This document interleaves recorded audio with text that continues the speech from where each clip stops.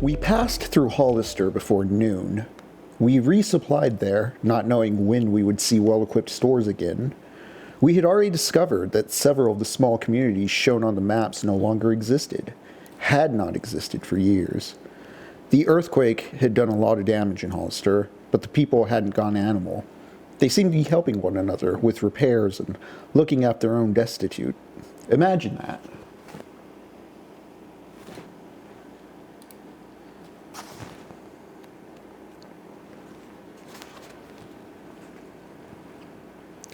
We were Baptist, I said. I couldn't make myself believe either, and I couldn't tell anyone. My father was the minister. I kept quiet and began to understand Earthseed. Began to invent Earthseed, he said. Began to discover it and understand it, I said. Stumbling across the truth isn't the same as making things up. I wondered how many times and ways I would have to say this to new people. It sounds like some combination of Buddhism, existentialism, Sufism, and I don't know what else, he said. Buddhism doesn't make a god or the concept of change, but the impermanence of everything's a basic Buddhist principle. I know, I said. I've done a lot of reading. Some other religions and philosophies do contain ideas that would fit into Earthseed, but none of them are Earthseed. They go off in their own directions. He nodded. All right, but tell me, what do people have to do to be good members of an Earthseed community? A nice, door-opening question. The essentials, I answered, are to learn to shape God with forethought, care, and work, to educate and benefit their community, their families, and themselves, and to contribute to the fulfillment of the destiny.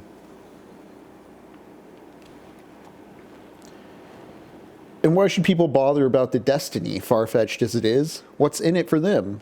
A unifying, purposeful life here on Earth, and the hope of a heaven for themselves and their children. A real heaven, not a mythology or a philosophy. A heaven that will be theirs to shape. Or a hell, he said. His mouth twitched.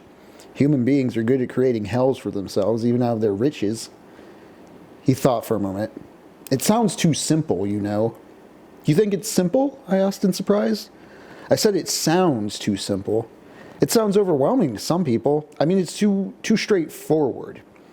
If you get people to accept it, they'll make it more complicated, more open to interpretations, more mystical, more comforting.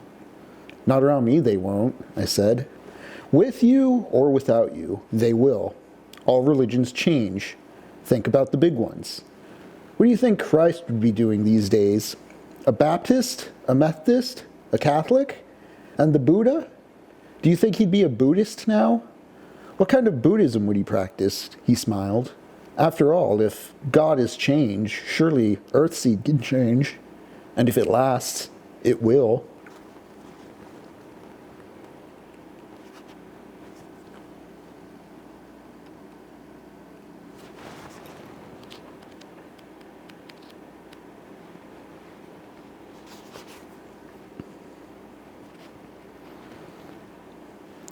The two scared people turned out to be the most racially mixed I'd ever met.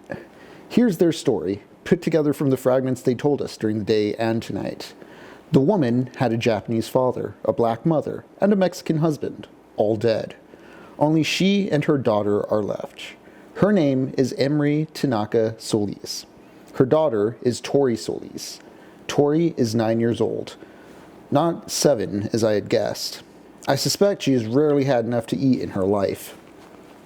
She's tiny, quick, quiet, and hungry-eyed. She hid bits of food in her filthy rags until we made her a new dress from one of Benkole's shirts. Then she hid food in that. Although Tori's 9, her mother's only 23. At 13, Emery married a much older man who promised to take care of her. Her father was already dead, killed in someone else's gunfight. Her mother was sick and dying of tuberculosis. The mother pushed Emery into a marriage to save her from victimization and starvation in the streets.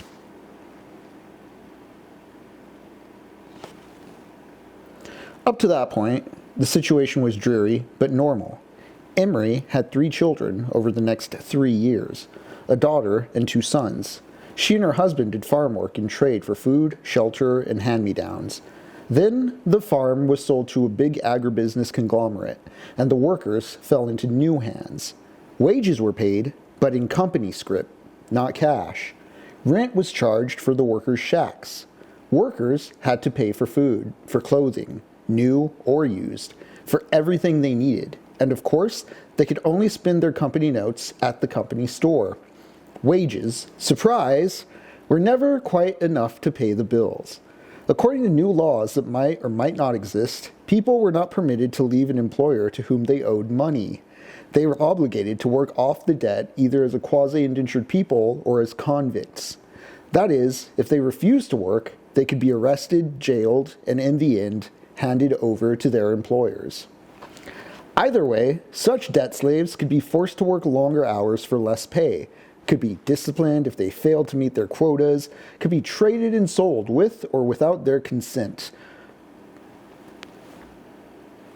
with or without their families, to distant employers who had temporary or permanent need of them. Worse, children could be forced to work off debt in their parents' names if their parents died, became disabled, or escaped.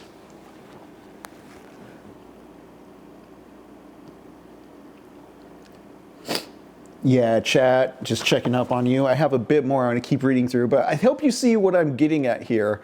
I often, just to take a break really quick and describe, where we last left off in the book is Lauren has begun to recruit people to her party as they wander off the California coast inwards towards the interstate. She's developing a sort of communal society. She has a little group of people she's teaching her new religion, which is Earthseed. And while its ultimate goal is to seek shelter among the stars and for man to be better to themselves in a lot of ways, at the base level it's about watching out for each other and starting something stable and peaceful so that people don't have to live in fear and hunger and constant anxiety. So that's kind of what I'm reading here. But I often hear this book coming in described as post-apocalyptic, and while it is definitely dystopic, a lot of what I hope to highlight tonight and talk about tonight is going to deal with kind of what I'm quoting here, where there's still these structural entities at play. They're at large affecting and conditioning human society still. It's not that the structure is gone. It's not post-apocalyptic. Like, the president's not dead. The president's still alive and functioning here in the fiction of the story, but I mean, everybody's homeless. It's reminding me, or it brings to mind contemporary times now, how everybody's in a state of, permanent rentierism almost. We're not too far removed from this, and I don't mean that in a, oh man, wow, it's 1984 today, man, because, it's not like Butler was. It's that thing with sci-fi where it's talking about contemporary issues and persistent issues of the time. It's not looking ahead, it's addressing the now through metaphor and scientific device. Anyways, I have a little more I want to keep reading, but yeah, I just wanted to bring that up.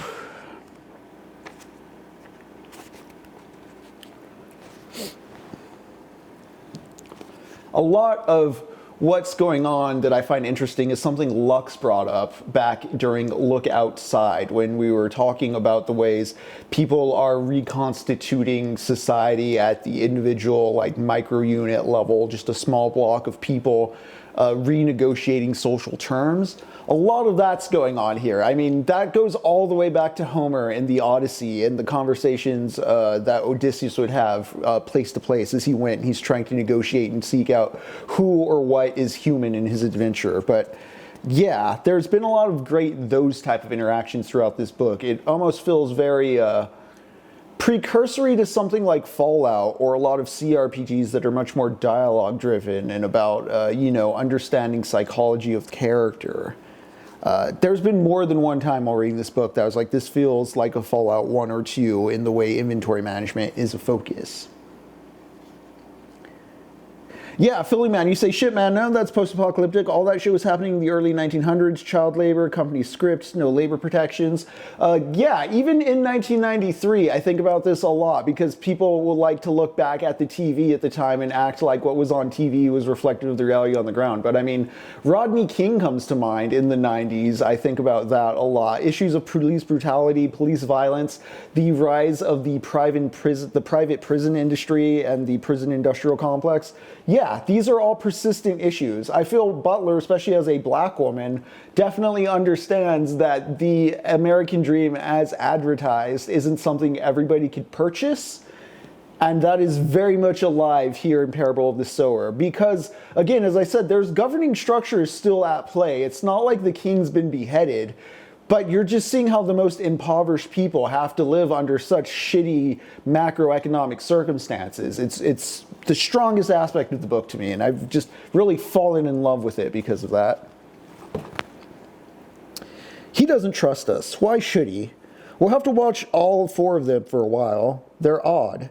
They might be stupid enough to try to grab some of our packs and leave us some night, or they might just try to grab some of our packs and leave us, or it might just be a matter of the little things starting to disappear.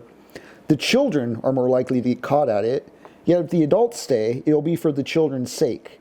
If we take it easy on the children and protect them, I think the adults will be loyal to us. So we become the crew of a modern underground railroad, I said. Slavery again, even worse than my father thought, or at least sooner. He thought it would take a while. None of this is new, but Coley made himself comfortable against me. In the early 1990s, while I was in college, I heard about cases of growers doing some of this, holding people against their wills and forcing them to work without pay, Latins in California, blacks and Latins in the South. Now and then, someone would go to jail for it. But Emery says there's a new law, that forcing people or their children to work off a debt that they can't help running up is legal. Maybe. It's hard to know what to believe. I suppose the politicians may have passed a law that could be used to support debt slavery, but I've heard nothing about it.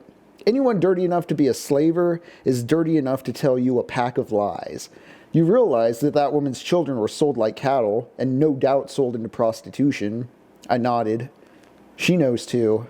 Yeah, my God. That's something I love too, is as that passage explains and does circle around to exactly what Philly Man was saying there with all of this being nothing new.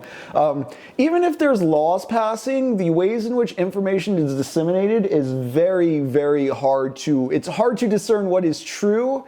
And even if something's true, it's hard to enforce what is legal if you can't afford the cops.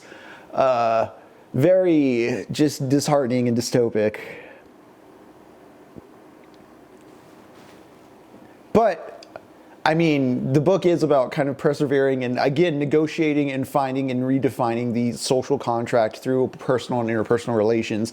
Let's keep going, because I read the whole last part of this book, and I have quite a few passages I want to focus on that play off exactly what we're talking about here. I mean, this is why we do this here. Hi, by the way, I'm Henry. This is TECHNOPOVERTY. We use the stream as an excuse to bounce books off of video games off books, chat about it with you all here in the chat. Typically I have a co-host, but Lux, Jacob, and myself have all had a very busy February, so I'm flying solo tonight. We're going to finish off Super Metroid once I get through some of this parable talk. This here is Barnabas. She's feeling a little lonely, aren't you?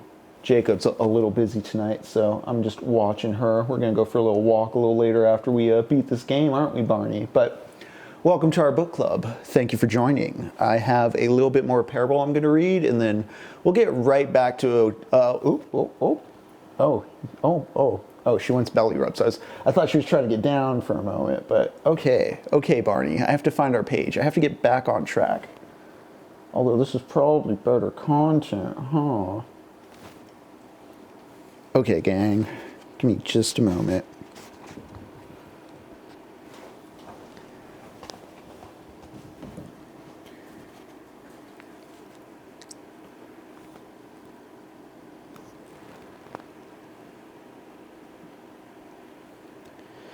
Emery, I said, keeping my voice low. She looked at me. You know I'm a sharer. She nodded, then glanced sidelong at Nicole. He knows, I assured her, but look. You and Grayson are the first sharers I've known who've had children. There is no reason to tell her she and Grayson and their children were the first sharers I'd known, period. I hope to have kids myself someday, so I need to know. Do they always inherit the sharing? One of my boys didn't have it, she said. Some feelers, sharers, can't have any kids. I don't know why. And I know some who had 2 or 3 kids who didn't have it at all. Bosses, though, they'd like you to have it. I bet they do. Sometimes, she continued, sometimes they pay more for people who have it, especially kids. Her kids. Yet they had taken a boy who wasn't a sharer and left a girl who was. How long would it have been before they came to take the girl? Perhaps they had a lucrative offer for the boys, so they sold them first. My God, Bankole said, this country's just slipped back 200 years. Things were better when I was little, Emery said. My mother always said they would get better again. Good times would come back. She said they always did. My father would shake his head and not say anything. She looked around to see where Tori was and spotted her on Grayson Moore's shoulders. Then she caught sight of something else, and she gasped. We followed her gaze and saw fire creeping over the hills behind us, far behind us, but not far enough. This was some new fire, whipping along the dry evening breeze. Either the people who attacked us had followed us, setting fires, or someone was imitating them, echoing them. I bring up that passage in general because I perhaps maybe should have defined the sharer aspect if you're not familiar with the story up to this point. That's the hyper-empathy. Our protagonist, Lauren Olamina, I've been abandoned by the dog. Our protagonist, Lauren Olamina, her mother took a pharmaceutical while she was pregnant, and because of it, Lauren was born with a hyper-empathy syndrome. She can feel the feelings of others. It's very, very painful when she hurts other people or she has to defend herself. She has to bear that pain, so she really has to take measurements into account as to, like, is this going to be worth it? But she can also suss out when people are, you know, on the level or worth testing for the commune. I find this passage in particular interesting because it is brought up that other people have this. This is not some Harry Potter syndrome. This is not some Luke Skywalker Jedi magic, aspect of the story in which our protagonist has a singularly unique and powerful ability that's going to help her, MacGyver out of every situation. I love near the end of the novel that they drop this detail. It is something that, her mother, she contracted because her mother was addicted to these drugs. Other people in the universe have the same things happening out there in the universe with other people. And as we see with this detail, it's profitable. Slaves who have this syndrome, it's easier to keep them down. They're scared. They're easier to mold in men because they're a lot more emotionally pliable. It's incentivized by this world. Something the novel has hinted at, but hasn't really said much about, is there's also cannibalism about, and it's not explained yet why people resort to cannibalism, but something I'm sort of piecing together, or the picture I'm putting together from the details we do see, is on some level, it's probably financially viable for some company out there that people are cannibals. I mean, it seems that a lot of the fires are starting because people are using the drug pyro, and I mean, somebody's manufacturing and profiting off of that. So again, this is why, while dystopic, I don't see it as post-apocalyptic, because there's, again, this sense of economy. There are industries at play. People are continuing on with the systems that exist now, just at more abusive and extreme rates of return as far as what they're demanding, what they're squeezing out of people, what they're expecting. That sort of America on accelerate is what I really love about Parable.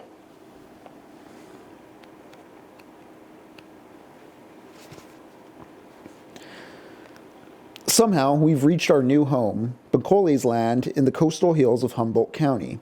The highway, US 101, is to the east and north of us, and Cape Mendocino and the sea are to the west.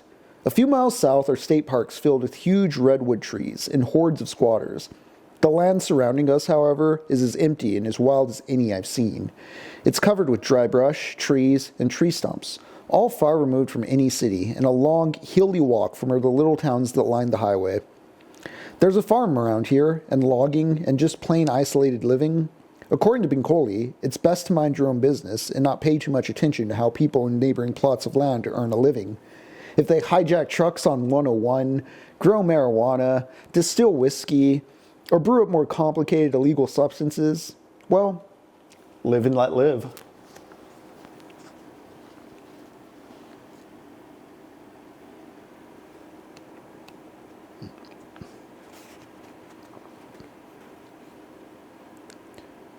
So, right at the end of the book, as Lauren's been putting together her party, she discovers that Benkole, the older man that she finds charming and enters a sexual relationship with, he's been hiding from them that he is, at one point he was a doctor. He was a well-paid doctor, and he had enough money and land up north that he can theoretically get to some place of safety, but he's not rich enough to afford like a plane ticket or a secure armed guard there. He was just kind of on the road being as smart as he could.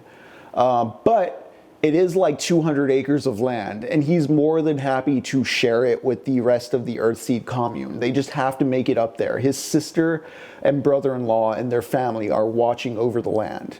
So that's kind of the rallying objective once this gang of people starts making their way up north. There's some tension over it, but it seems to be that's kind of ultimately where they settle.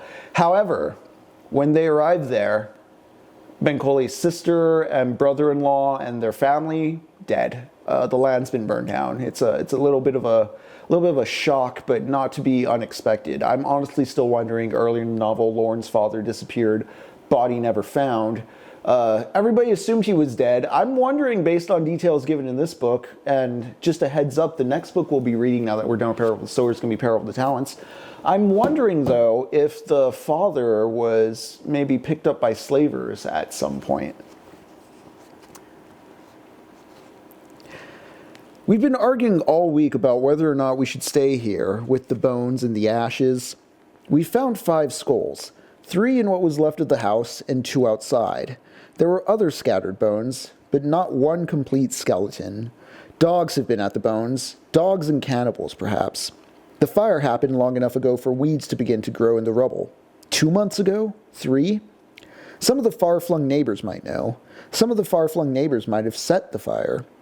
There is no way to be certain, but I assumed that the bones belonged to Bekole's sister and her family. I think Bekole assumed that too, but he couldn't bring himself to just bury the bones and write off his sister. The day after we got here, he and Harry hiked back to Glory, the nearest small town that we'd passed through, to talk to the local cops.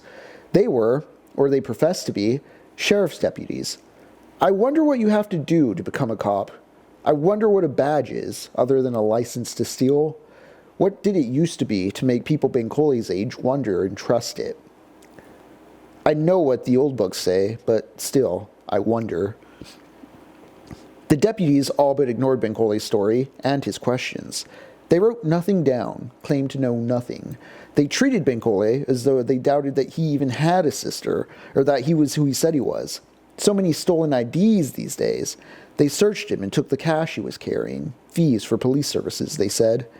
He had been careful to carry only what he thought would be enough to keep them sweet-tempered, but not enough to make them suspicious or more greedy than they already were. The rest, a sizable packet, he left with me. He trusted me enough to do that. His gun he left with Harry, who had gone shopping. He knew to have enough money on him to where when the cops robbed him, they'd be satisfied, but not curious. That is an amazing detail to me. Jail for Benkole could have meant being sold into a period of hard, unpaid labor, slavery. Perhaps, if he had been younger, the deputies might have taken his money and arrested him anyway on some trumped-up charge. I'd begged him not to go, not to trust any police or government official. It seemed to me that such people were no better than the gangs with their robbing and slaving.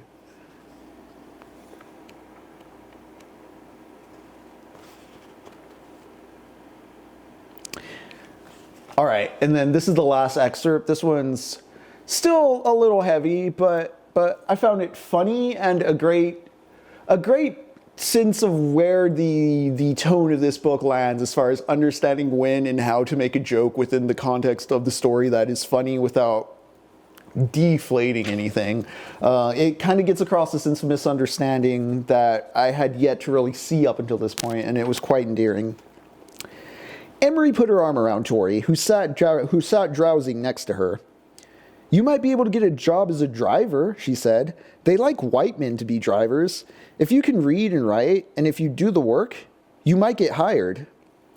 I don't know how to drive, but I could learn, Harry said. You mean driving those big armored trucks, don't you? Emery looked confused. Trucks? No, I mean driving people, making them work. pushing them to work faster, making them do whatever the owner says. Harry's expression had dissolved from hopeful to horrified to outraged. Jesus, God, do you think I'd do that? How could you think I'd do anything like that? Emery shrugged. It startled me that she could be so indifferent about such a thing, but she seemed to be. Some people think it's a good job, she said. Last driver we had, he used to do something with computers. I don't know what. His company went out of business and he got a job driving us. I think he liked it. Oh, yeah, wow. Not a taxi driver, not a Lyft driver, not an Uber driver, but a slave driver. All right. So those are just a few of the pieces of the back half of Parable of the Sower that really stood out to me. Again, as a story about adaptability and recognizing changing times, it just standout book, aces. Great way to start the year, great way to start this fall into the future. Now let's fall into Super Metroid, gang. When we last left off, I believe I pretty much cleared out Criteria, Brinistar. Not all of Norfair, we still got Norfair, but finished the sinking ship. Ooh, 154. We're gonna see what our time is. Something I like, and again, to get on this idea about adaptability and inhabiting the role, becoming the thing, not blunt forcing it. I like in opposition to Zelda that in Metroid, you're always Samus. You know, Link has a canon recognized name, Link, and yet you can name him whatever. And I know that's part of like the flexibility of Zelda with like the legend and stuff. In contrast, I like how in Metroid, you are Samus. You are getting to know Samus. As you speedrun the game, you peel back more of Samus's armor at the end and see more of like the human side of Samus. Interesting contrast. I think I prefer this mode over the Zelda one, quite honestly. Just, I prefer to get to know a character, not be told to constantly be a character. I mean, that doesn't always hold true. I love Elden Ring and other RPGs, for instance, but just saying. All right, so we're gonna go back to the wrecked ship to start off tonight. Let's do it.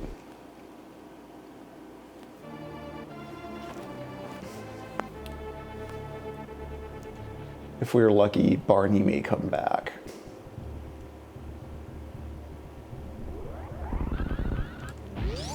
We're going to tackle Meridia, Land of Water. As I constantly talked about last time with the map design, there are kind of two ways you can enter Meridia. You can go through the wrecked ship, or you can use power bombs to break the glass in. Oops.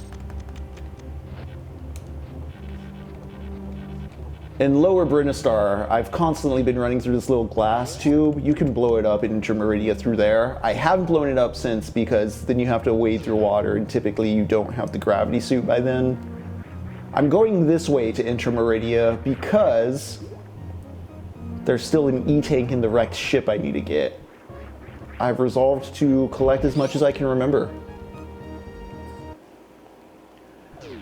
I'm excited, gang. I think I can nail 100% without resorting to reference materials.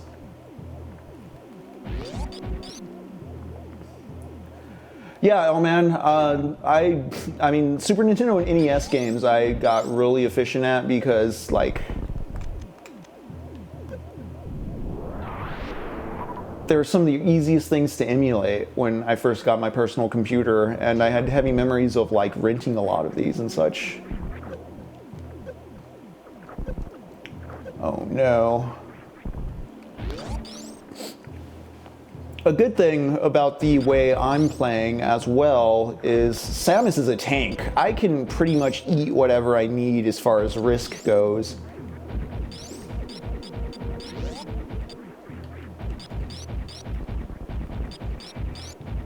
And there are some actual risks in this game. You guys saw me die to Crocomire last time because I was not properly utilizing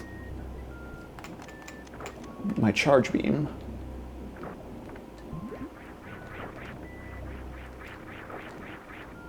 Oop, okay.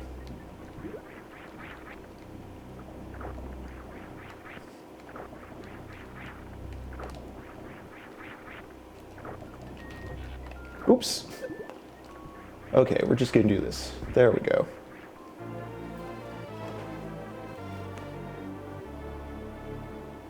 I'm so used to just starting a game from scratch, not in the middle, that I've kind of forgotten what power-ups I've already grabbed, so I'm trying to do like the vanilla play instead of just being like, oh, I can run in here and boost off this wall. I don't think there's anything else in this room. Nah, we can go. Although falling down there does give me the map completion as well, which I've expressed. I do love coloring in them lines.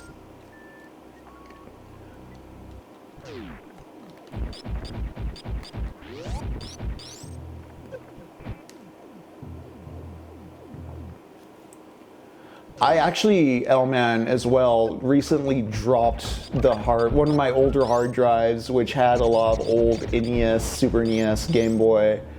It had a lot of libraries on it, and I'm worried I'm not going to be able to recover that data. It's how I had all my Dreamcast stuff on there, so glad I got to get Berserkin on the channel before that happened. I think I may be able to recover the stuff, though. We'll see. We will see.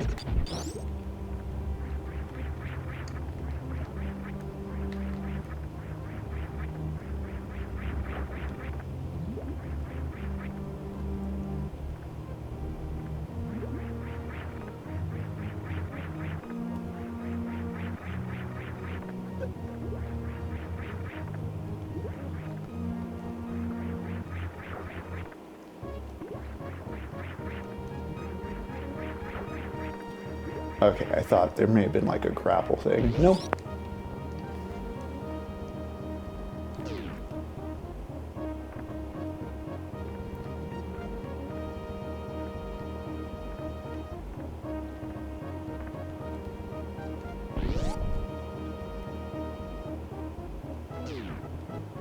And we have this whole little tunnel system.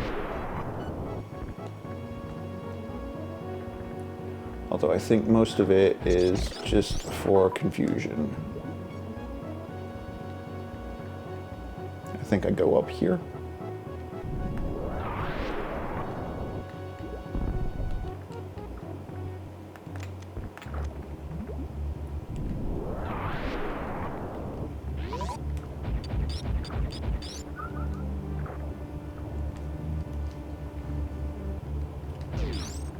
Dare I leave the map unlit? I mean, I can go up in that corner and crawl around, but there's no pickups.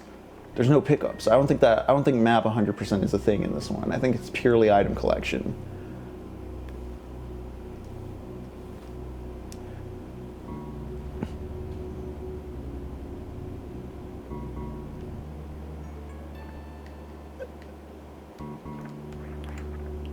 I think this is just a save room. Yes.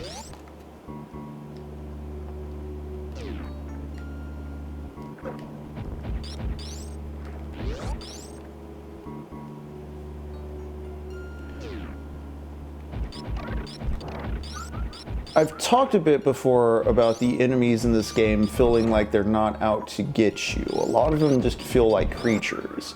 I've talked, of course, about the obvious, like, first level kind of world building effects of that, but it makes the environments almost, if you're a certain type of gamer, it may feel boring what's going on here because everything seems so slow. Especially as you get later in the game, it's easier to just do what I'm doing and just roll through things. But in that sense of boredom, like, you start to realize you don't have to rush through rooms. You can stay and explore. Even if the map's lying about where power-ups are, you can take your time and kind of just look for power-ups on your own way. I bring this up because adaptability being an idea we keep talking about here, you kind of just want to consider what Metroid does to make you reframe what a game about moving left and right and shooting is. It gives you this open space to not just be on a rail busting baddies. Do you want to go up? Do you want to go down?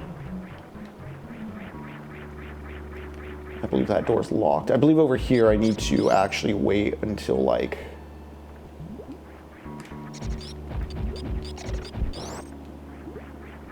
I need to destroy the boss in this area to get certain doors to open up, so we're actually just going to kind of run through everything for a moment.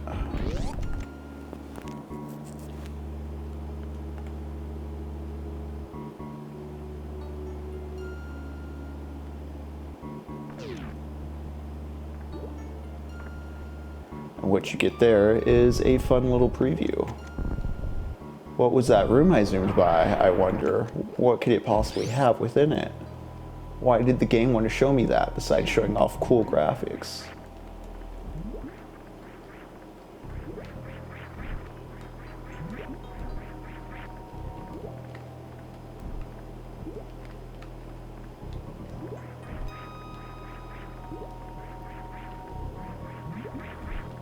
I bring up the adaptability and reimagining what you consider boring because, as I've talked about with like what you consider hard in other Death Stranding 2 related videos,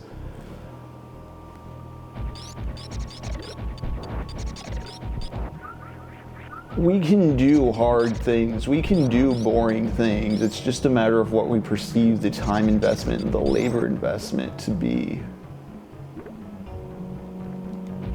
I think about this in terms of when people want a revolution or they wonder what the efficacy of protest is.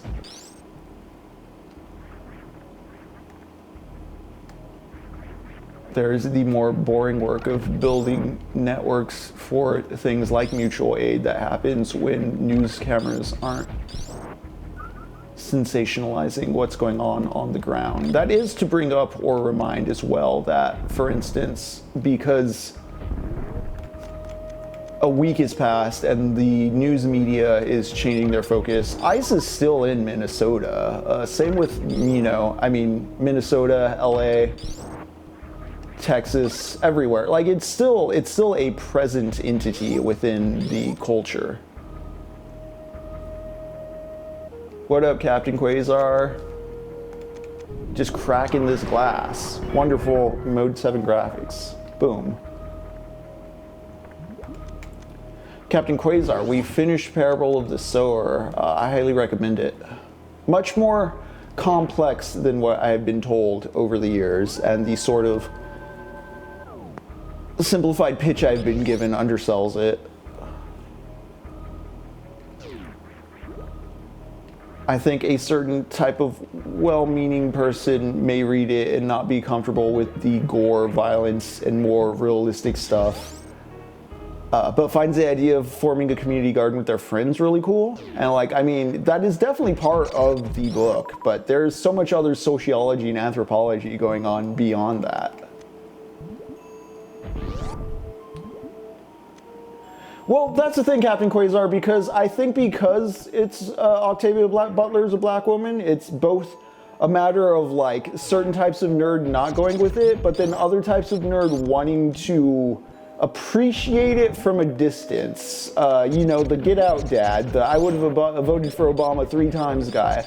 I feel a lot of descriptions of this book I've heard have come from sort of like well-meaning libs who are in that vein, where again, there's like some pretty interesting sociology and economic and political stuff going on beyond just the whole like start a community garden aspect of it, but so much of what I've been sold on this book would lead you to believe it's like a post-apocalyptic cozy fantasy about like starting a community garden with your friends and not the more realistic piece of literature it is. Yeah, Captain Quasar, it's that inability to project beyond like self-imagining. Which, I don't know, that's something I wonder about how I developed. I think in my young age, I remember watching a lot of like French and Japanese and Spanish language movies in the mix with English movies. And this is something I wonder about growing up in El Paso too, Captain Quasar. Just even the presence of constant signage and bilingual stuff just making you understand there's more than one way to perceive something. I mean, not even just like, oh, of course there's 2 ways to say a thing, but just, the multiplicity of dimensions as opposed to like thinking everybody talks like they do in commercials because everybody in your small town looks like they do on like a white dominated TV show. Also, we are trying for one of the harder... No, this is the hardest to get missile tank I'm attempting right now, which... Maybe I'm gonna go quiet for a second here. I have to remember my shine spark rules. I think I want to crouch as soon as I go through that door and then kind of like hop over.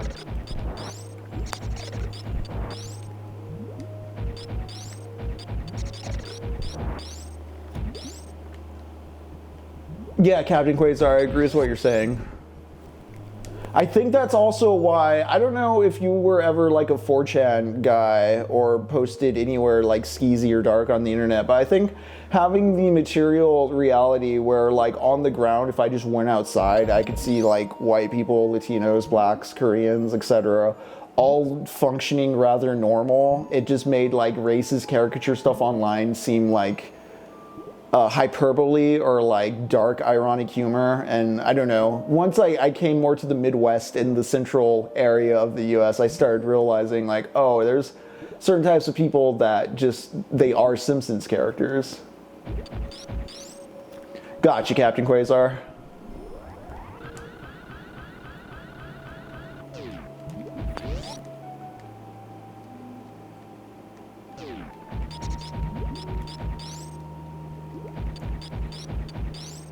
What up, D. Hamels Memo?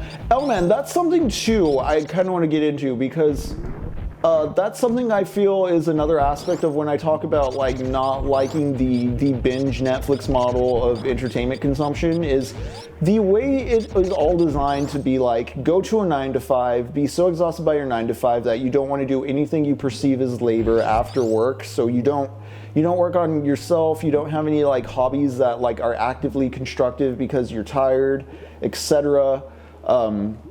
But because of this, you also just don't want to have to go out to yet another event or another get together or do another set of clerical work that you're not getting paid for. It kind of conditions that solipsism into you that I think is sort of where the corporate mindset and the capitalist mindset, that's kind of where the rubber meets the road as far as like dissuading senses of solidarity and community goes for me. Yeah, just the exhaustion.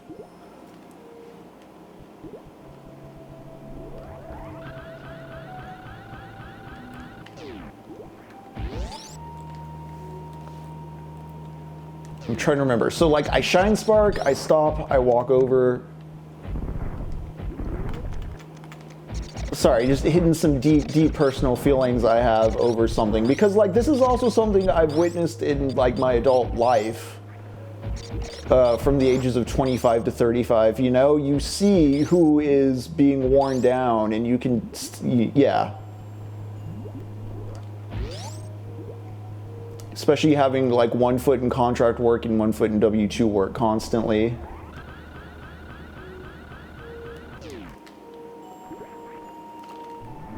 Damn, okay. This crab here is sometimes a problem, but in theory, that's how you do it.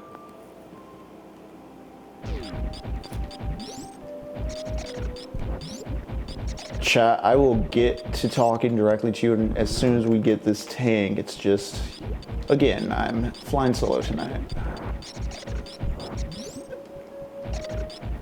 Mutual aid by Dean Spade, says Elman. And again, news cameras are off it, but these things are still ongoing. LA is basically occupied. There's been an ethnic cleansing going on there as far as like looking for Latinos to scapegoat.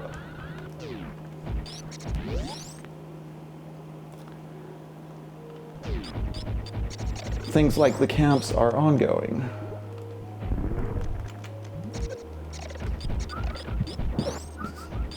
Again, within Parable, there's still company towns, there's work camps, there are places that will buy people for slavery, both the debt kind and just prostitution, sex slavery.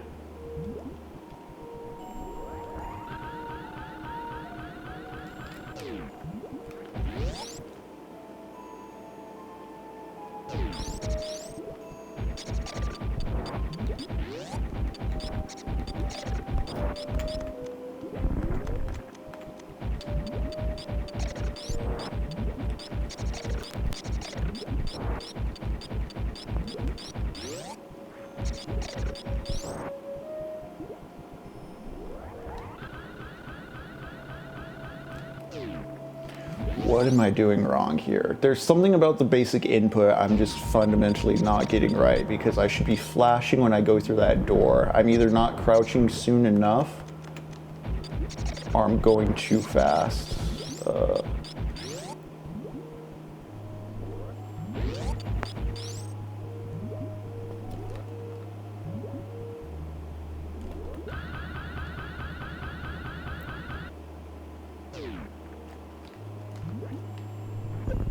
Okay, that holds longer than I thought. Maybe I just crouch before going out then.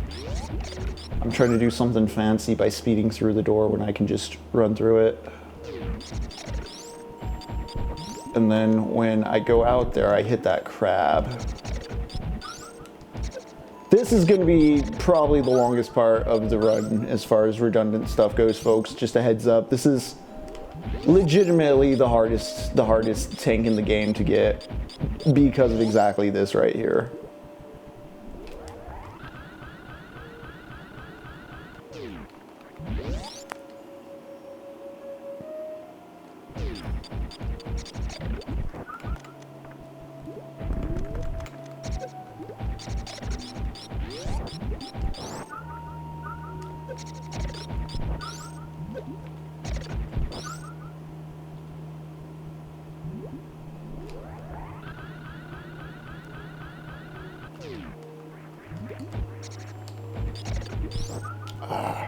Okay.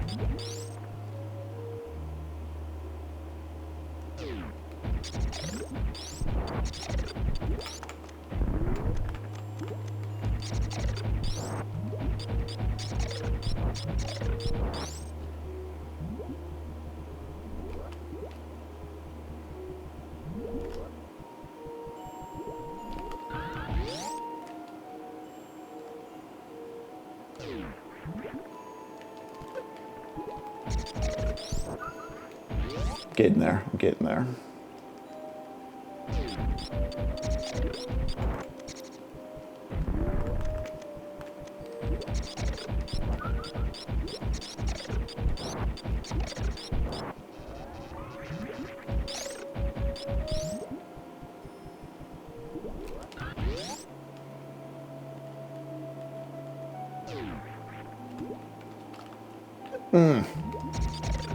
Hesitated, but it's there.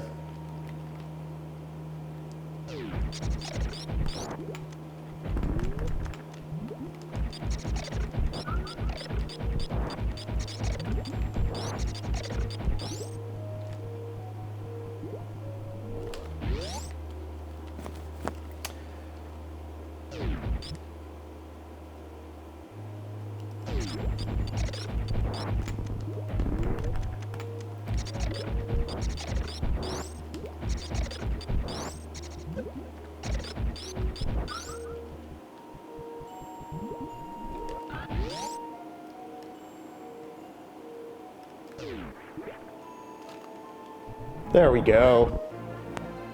All right. The reason that one's so annoying as well is because, like, unlike other stuff where I have to do trick shots, those trick shots are usually a way to compress something, whereas this one, this is the only way you could thread that needle. All right, we're gonna kind of speed to this area's boss and then come back to lick more because you get a very useful power-up from this area's boss.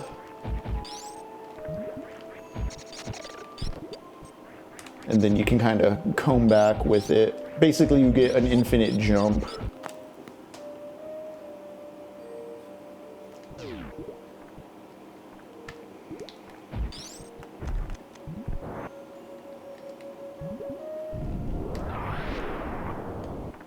Yeah. Secret passage.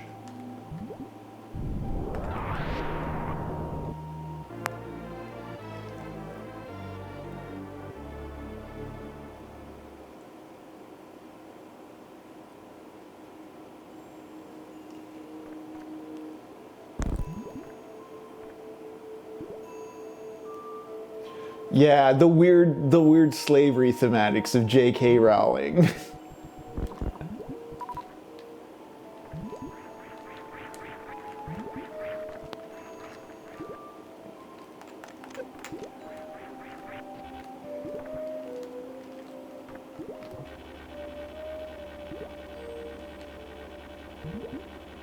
Whee! Actually, I want to go this way first, because...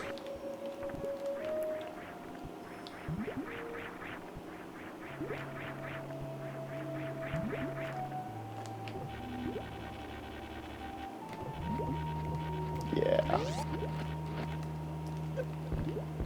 Dang.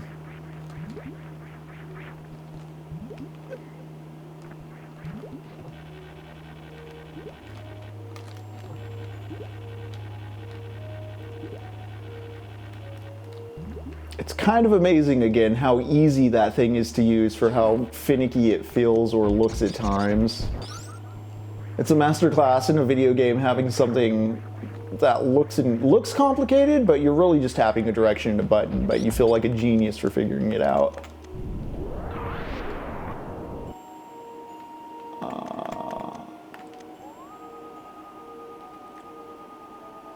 Okay, it's just a fake wall.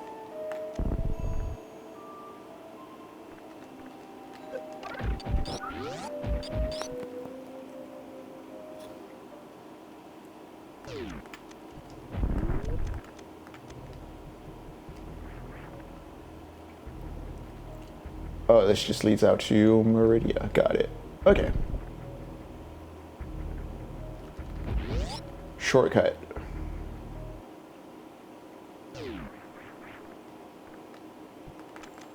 I could have swore... No? Okay. I could have swore there's a missile tank up this way, but I may be thinking of another door in this chamber.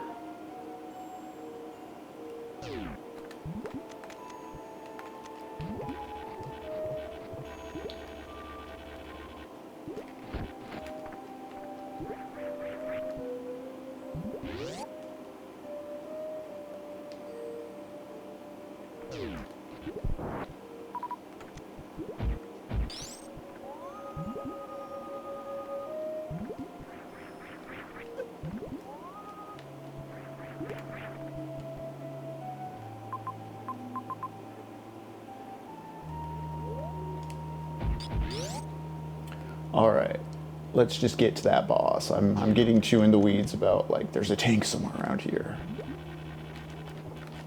But there's a tank somewhere around here.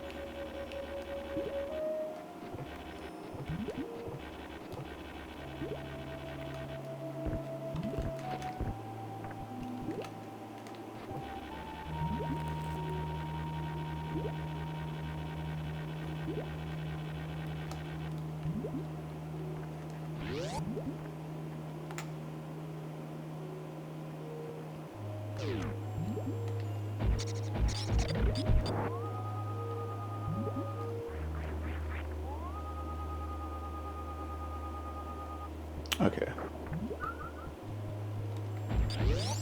Oh, I think I know what I'm mistaking it for. Okay.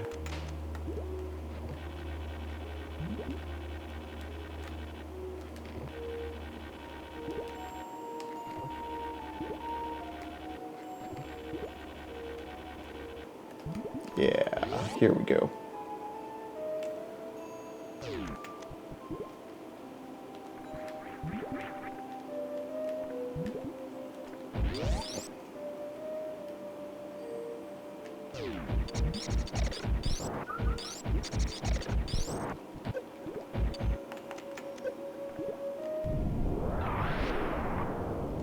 Haha.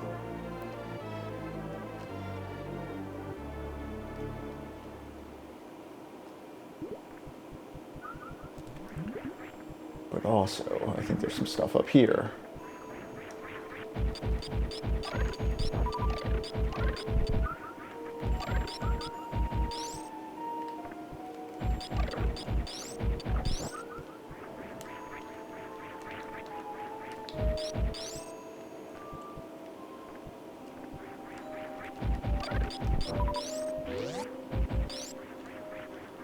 Is that it for this room? I think so, yeah.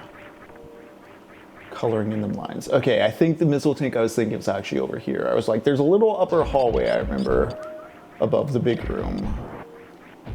Because it's one of those ones where there's like 3 things or 2 things, if you know what you're doing. Oh, yeah. Yeah, just... This is the tree in the Dark Soul swamp, where you just keep going behind fake walls.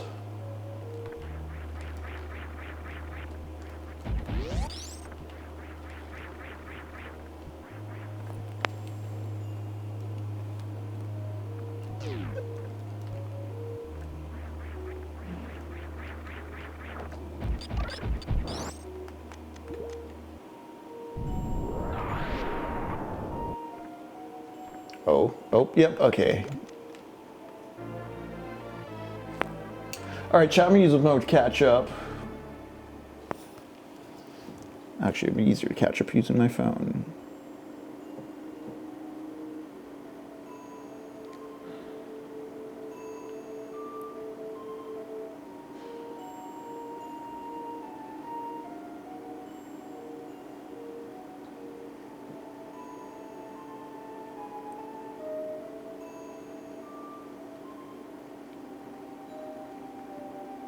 Captain Quasar, what you're saying about, how you can write about oppression if you've never felt, experienced, or empathize with it. I think we're seeing an interesting flip side of this, where because certain folks are so detached from reality as far as like their reactionary impulses and anxieties over society. I did get to that part, Astros.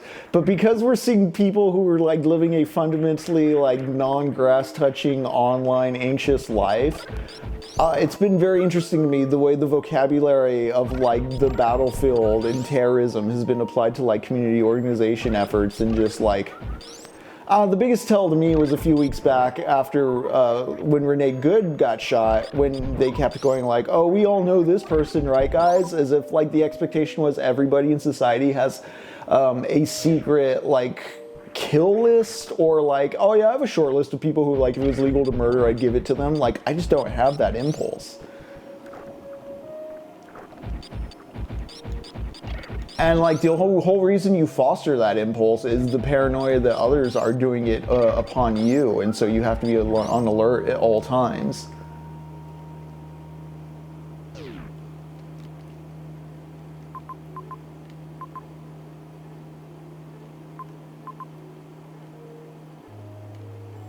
Oh, you know what? Let's go back to the big room. No, I don't need to go back to the big room right now. I kept saying we're gonna go straight to the boss. We're gonna go straight to the boss. A lot of this big room stuff will be easier once I get the space jump from the boss. So let's go do that. We must become implements of murder. But it is for Samus's survival and for the sake of the baby Metroid. So I guess really it's for the sake of the universe. Now, I get the general setup of the Metroid plot is that the Space Pirates get the Metroids, the Space Pirates are gonna use the Metroids for bad. Please, Samus, stop the Space Pirates. What bad can the Metroids be used for? Like, I know they're like space parasites, they suck the life out of people and stuff, but like, what do you build at scale out of that that's like a universal threat?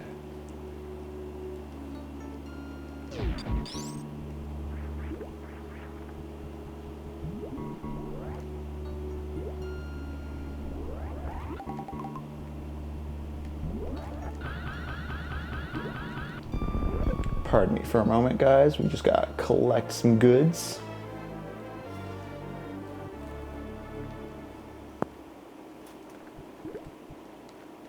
Yeah, bioweapons, I guess.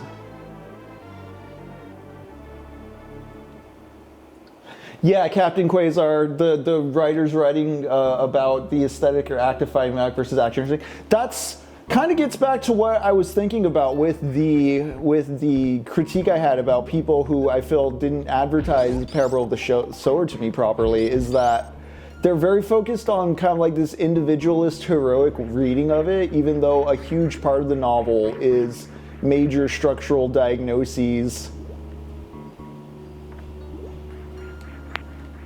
It really gets into, you know, the individuated hero protagonist brain stuff we've talked about before, as far as like what neoliberalism conditions Americans into believing is the way to solve problems. Yeah, the American POV.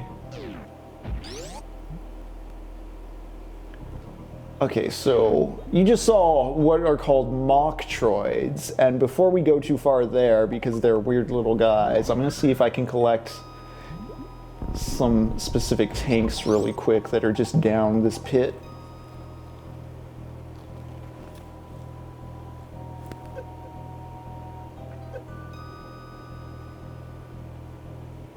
These are some of the not the hard, these aren't very hard, but like these require kind of the most, you have to do a lot of repetitive circling around if you don't fit these into your route right. So they're a bit annoying to kind of get because of how out of the way they are. I think I can get the next one just fine, right?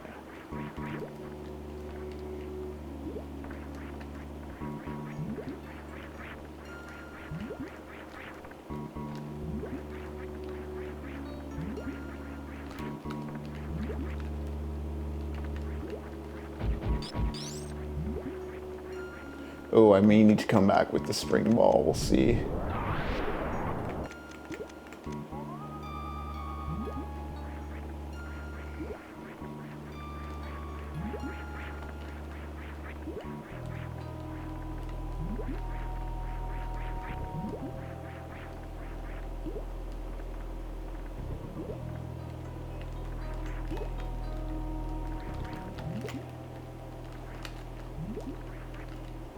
Nice. Okay, no, I didn't.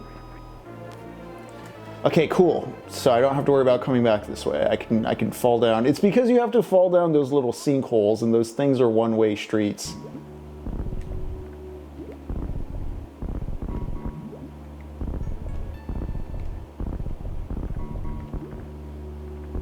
I can come back here a little later when I have the ability to jump as a ball, and it's a bit easier, but not required. And the thing is, when I come back, when I get the ability to jump as a ball, there's a room just like this right on the other side that I have to do that you need it for. You'll see what I mean when I get there, if none of that's making sense or sounds a bit incoherent because it's all gamer talk. All vocabulary that are only meaningful verbs if you understand or have the same kind of conditional shit going on.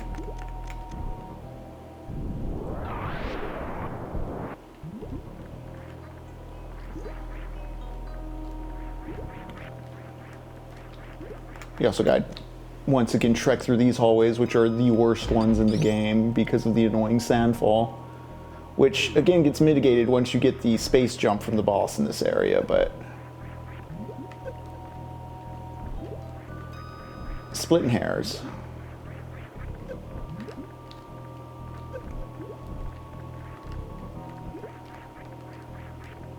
I hate sand. It gets everywhere.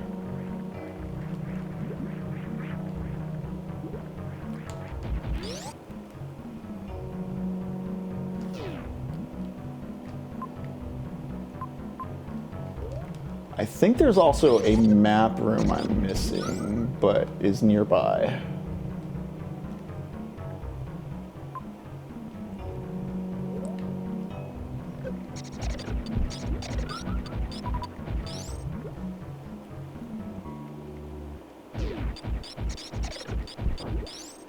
Actually, I think the map room's down here. Let's go.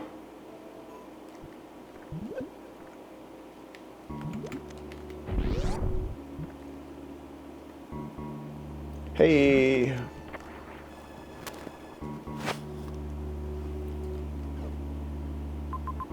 Ah, yes, okay.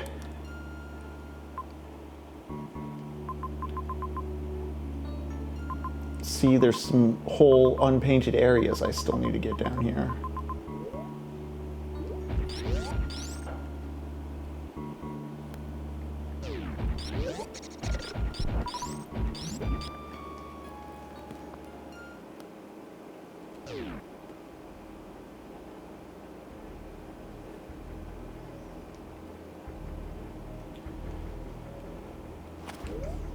Yeah, Elman, the market. What you're talking about with like market domination, Elman, and something I think about too with the whole like 9-to-5 mentality is, you know, if you have fewer third spaces and the only like socialization you're really doing is in like your workplace settings with coworkers, you can have coworkers that are cool friends and stuff like that. But like there's a certain mentality of like being under the surveillance of your employer and like what you're permitted to do, how you act, even what you'll tolerate. Like, the ways in which people view social relations get shifted and shaped by this. I mean, I think there's a certain sense of humor you can identify in people where it's a bit cubicle brained in the sense that it feels like it's just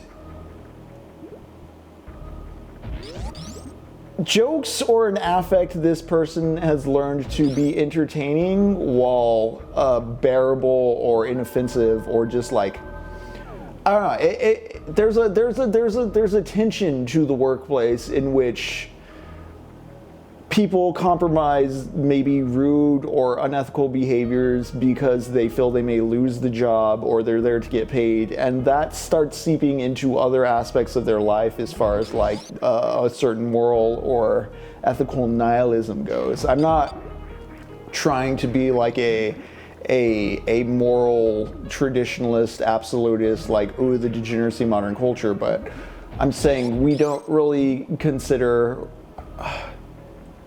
the impact this has just on what people think and perceive social expectations and relations to be. I think this is a big thing you see in fandom culture where, I don't know, there's a type of fandom culture where it's about the conspicuous consumption of the commercial property more so than like a more internally driven thing.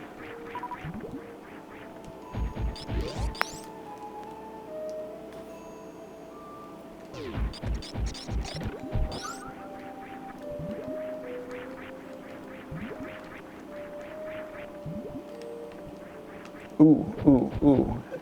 Speaking of adaptability, hey look, it's a space pirate, and I can't hurt him. What has he learned? What have they learned? Why are they so powerful?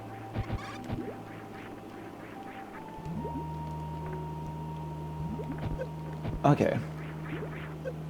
Well, let's get away from the dude who's hurting me.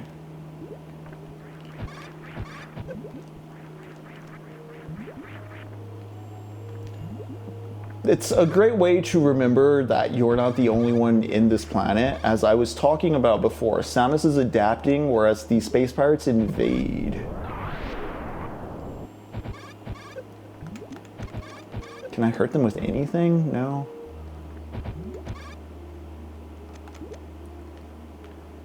I believe there's... Yeah, okay.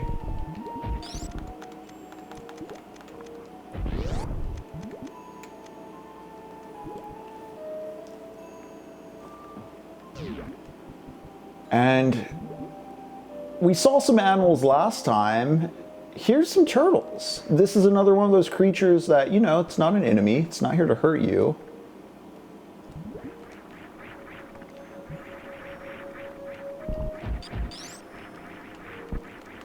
But I have wandered into its den and, ooh, what's that shaking, you know?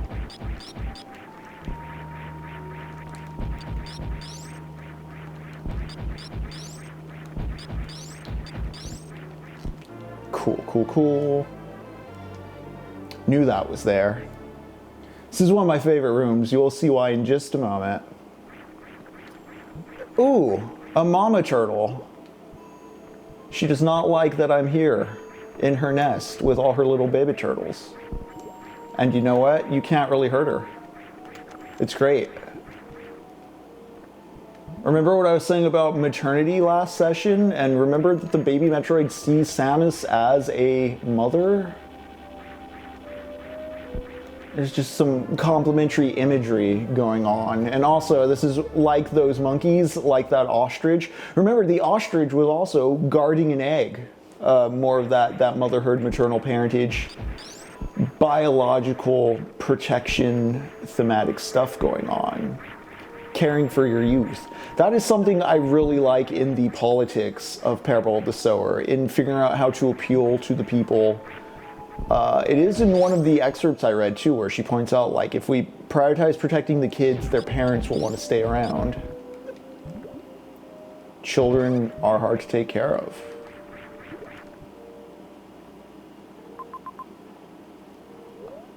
I mean, this is why we form societies, to better manage those sorts of resources and duties.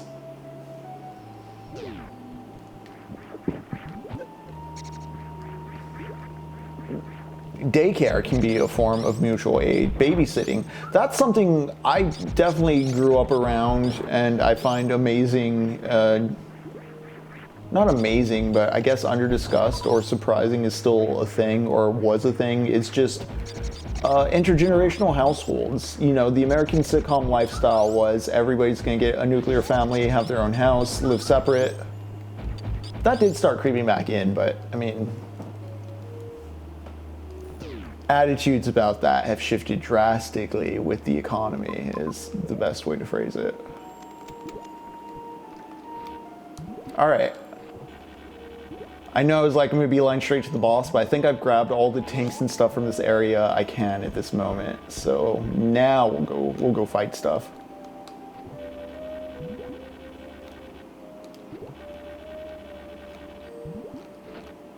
Or not. I'll just miss it entirely.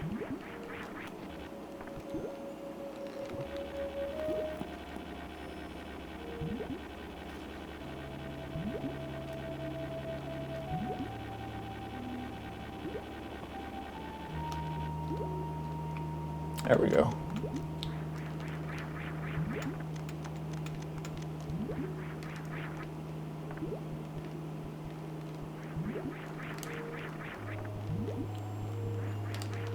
Oops.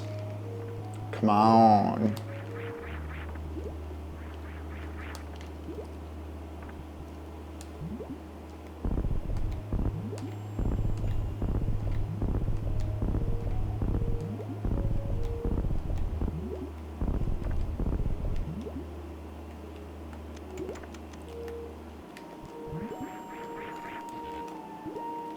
Okay.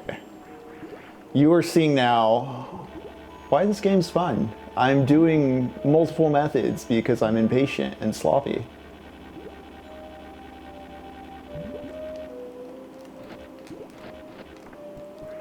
Okay, it's easier to just kind of Tarzan from over here than it is to try to climb back up from the pufferfish for me.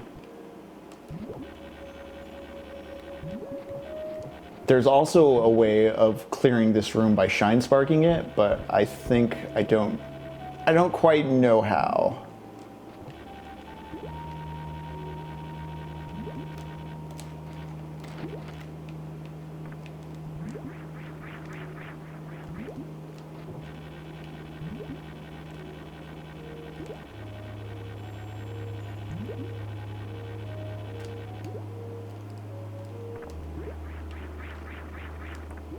But honestly, the bombing was working kind of nice.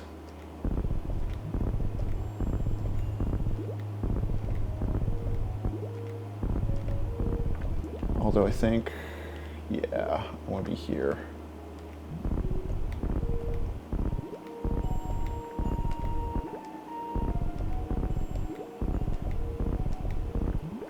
Or I'm just being too impatient. There we go.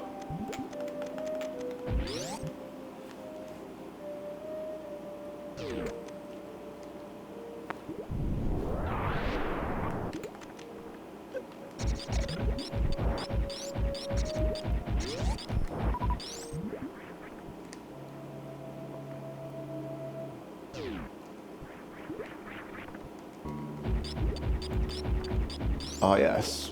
Where we meant to come in the first place. So, see how big a circle I had to go around just to get those 2 power-ups in that one room?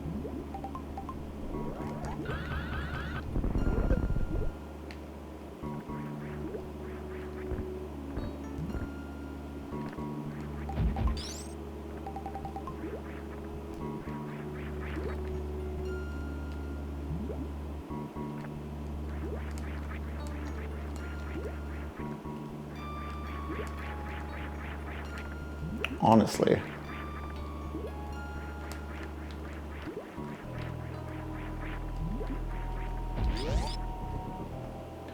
So, I guess the mock droids are a bit of an example of the space pirates trying to just, I guess, clone them, mass produce them, sell them to people as pets and other types of dealies.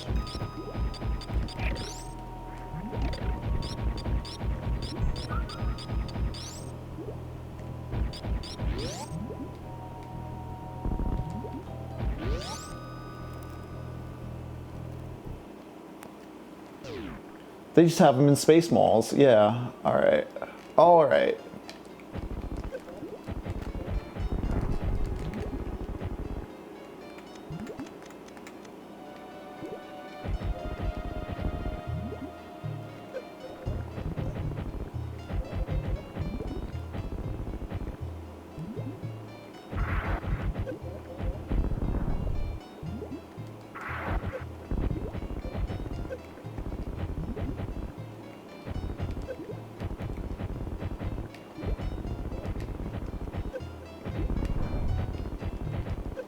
Oh my god. There we go. Apex Predator Samus Aran.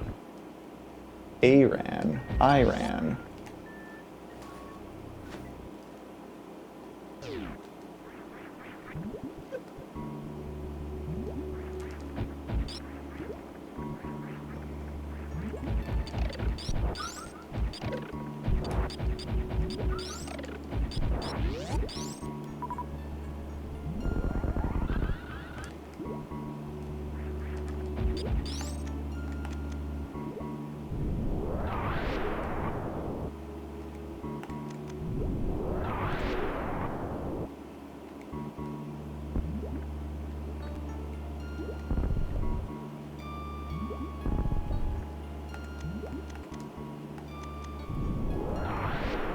Let me just make sure I know what I'm doing here. Yeah. Yeah, see, there's a little deception right here.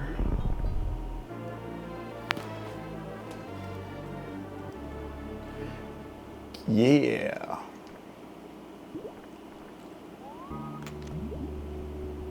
All right, onward we go.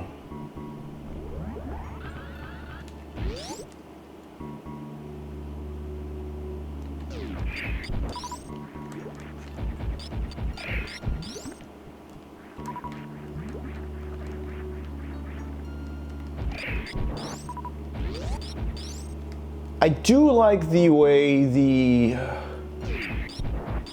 creatures have different weaknesses or vulnerabilities or invulnerabilities. Like I've brought up before that there's stuff Samus just can't shoot, can't kill. A big thing with the Metroids, kind of like a key characteristic or known trait, is you can't just shoot them, you have to freeze them and then blow them up with missiles in the original game. So they are resilient in that sense. I suppose if you want something that's immune to like plasma fire, just modify it, you know, biologically for the ice part and you're good. So that may be one use for Metroids.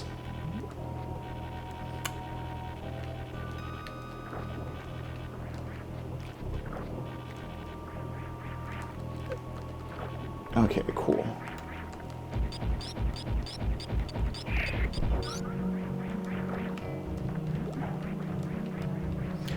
I don't use it a lot, but I do want to note how that when you use the grapple hook to stick to a wall, you can just let go of the button and Samus will hold there. It's not like a matter of like juggling or timing anything. You know, the space jump is a very precise wall jump. The grapple jump's a very easy tool-assisted version of that, basically. It's a great way the game like complements, you know, if you've been practicing a skill, here's something that's similar in that same alley, except the timing's more forgiving.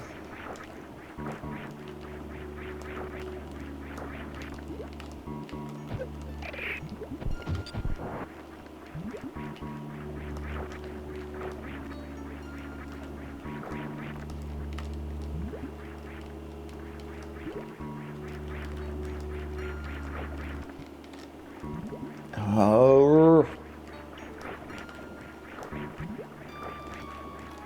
there we go. Space jumps will continue until morale improves.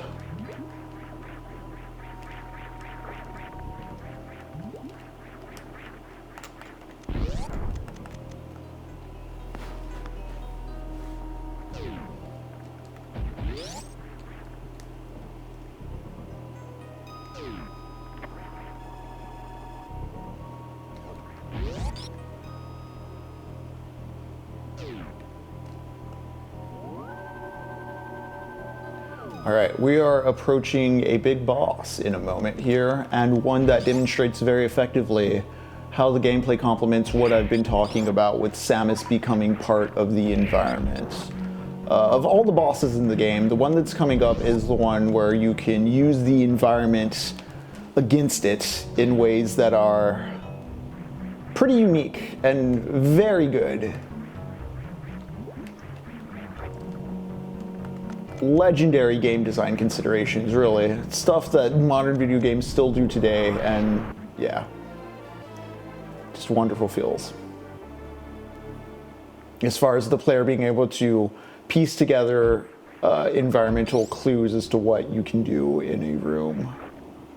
These all fake too? Is there anything special down here? No? Okay.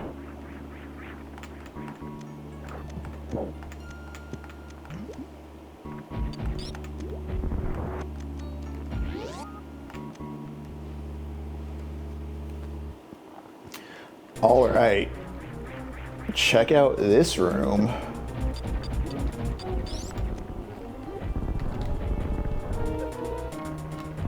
I'm gonna expose these wires is what we're gonna do. We're not even gonna worry about those creatures.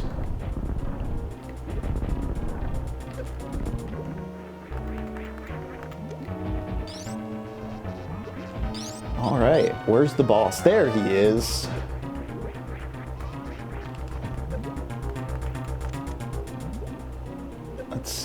Let's see. Get him close to me. Get him real close to me. Come here, buddy. What are you spitting? Why are you spitting things?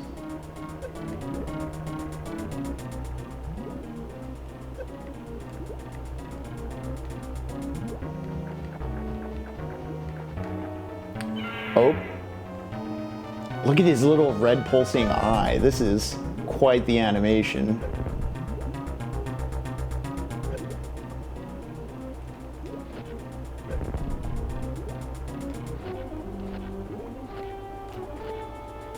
And boom, Samus is now the conduit between environment and enemy, and you know, I took a little pinprick of damage there and fried his brain. That's tactics. I have turned the environment against it. I'm the master of the landscape now, and so now I am rewarded for that as the player.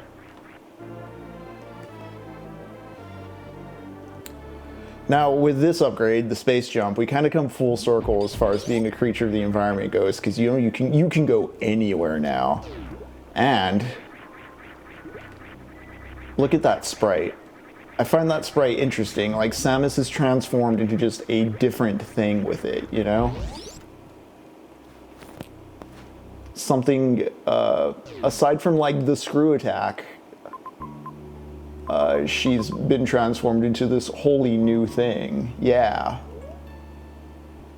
There is 2 bosses left and like 1 more power up, but as far as navigational stuff goes, this is the pinnacle. Don't gotta worry about grappling, don't gotta worry about perfectly timed space jumps. With the charge beam, it hurts when enemies hit me, yep. Something that I haven't really been utilizing, but very useful in this mode. As you can see, it does require timing. It's not just mash jump for infinite fun.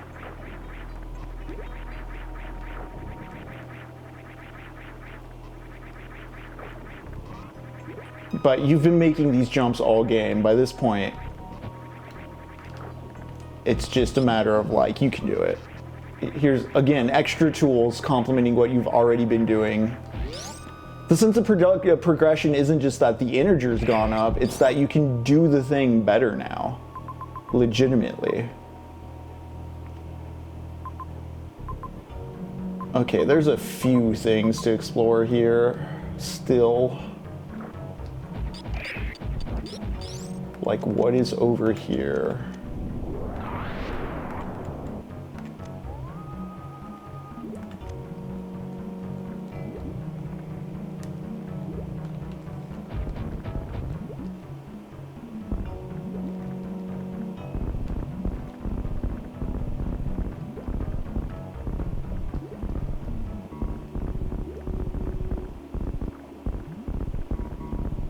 Oh man, come on.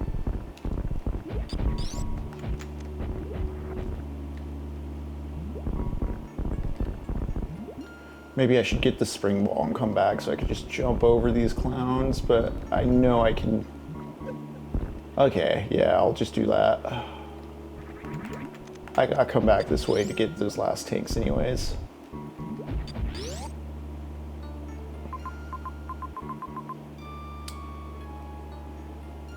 Oh, that's annoying though. All right.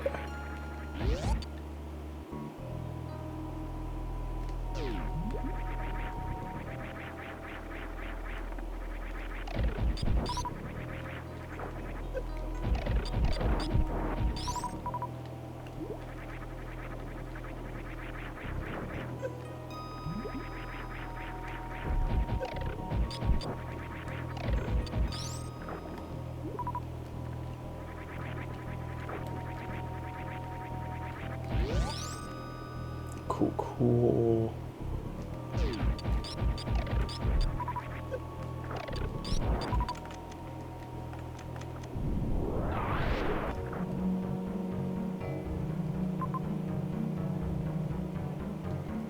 Okay.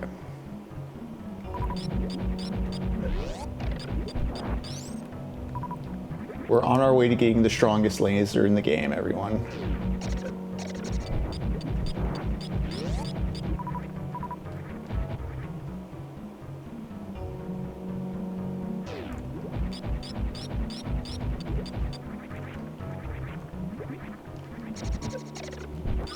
Really quick, just because I don't see it here on my map, I'm gonna fall through a pit.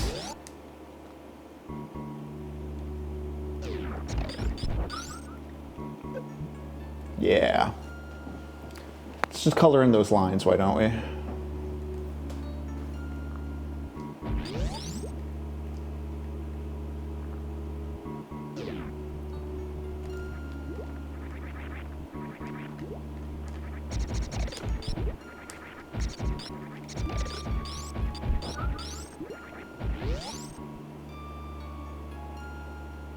No, I don't need to go this way. I need to go higher.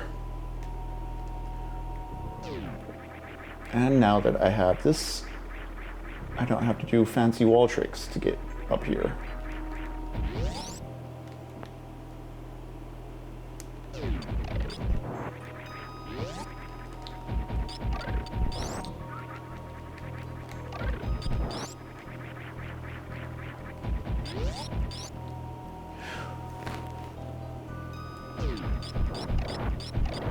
I mentioned earlier, now that we're done with Peril of the Sower, we're going to move on to Peril of the Talents. I did also want to bring up that now that we've watched Ghost in the Shell on the Discord, we're going to watch Ghost in the Shell 2 next.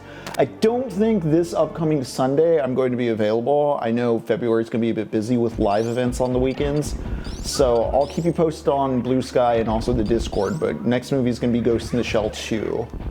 In the same way that I feel Talents is going to play pretty directly off of Sower, Ghost in the Shell 2 I think is pretty much mandatory if you watch Ghost in the Shell 1. They're both two parts of a broader idea.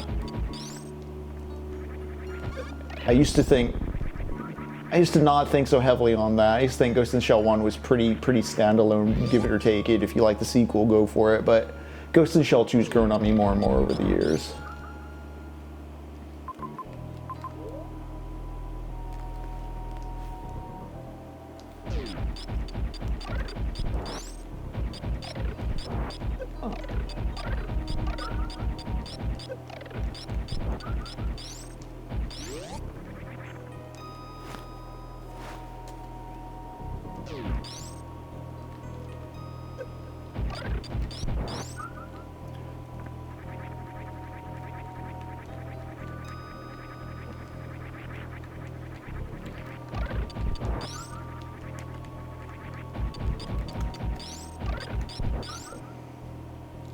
Alright, we got our little map colored in.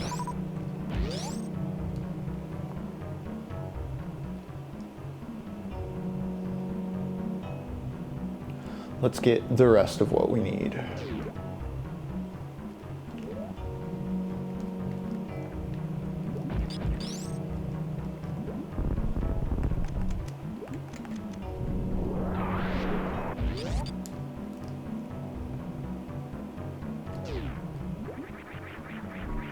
Of course, now that we have this jump, the sand's not annoying.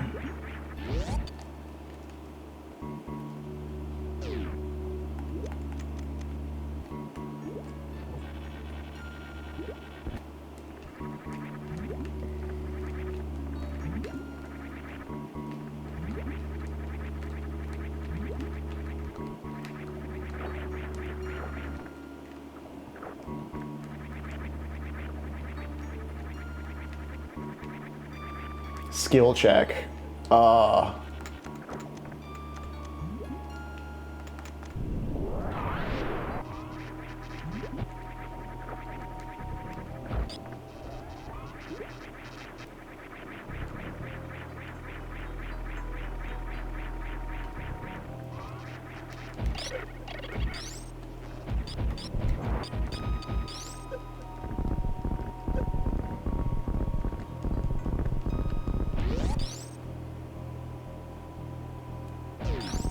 Oh, nope.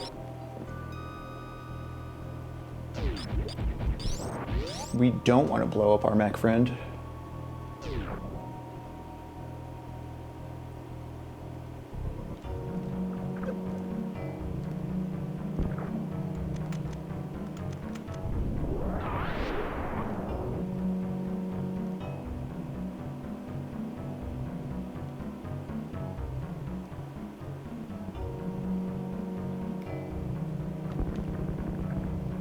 Yet again, a not friend, not foe, just environmental digging mechanism.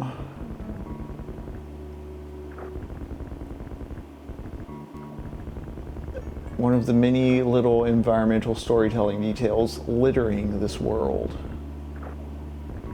It feels more alive than New York in Insomniac Spider-Man, where I have to question how many times the same sort of mugging or robbery happens. Why can't, you know what Spider-Man does a lot in the comics that you don't really get to do in those kind of games? Like, save people from getting hit by cars.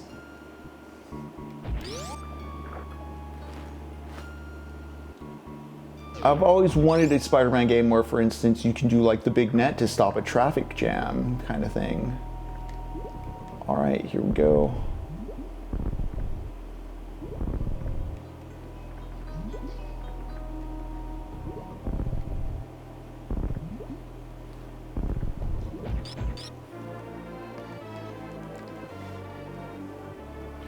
I think, aside from the screw attack, this is the last of the major power-ups. Yeah, look at that. There's one reserve tank left out there as well, it seems. All right. Noted. But I can jump now in ball form. This is a game changer.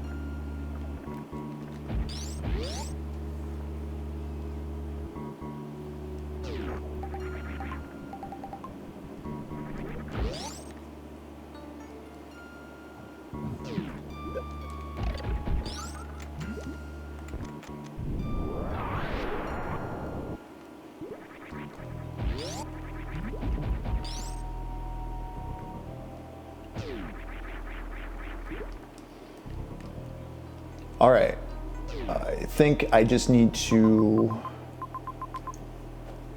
sweep those two little unpainted parts of the map, and then there's a secret room, and that'll be the end of this area.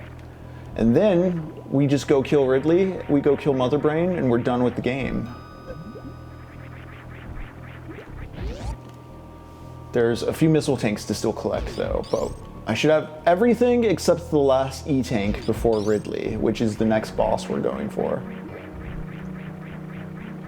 And now that I can do this, I can speed through pretty much anywhere. There's one spot I know for sure I need to go back to, and a few pieces in Norfar I know I'm still missing out on, but we'll get them. We will get them, folks.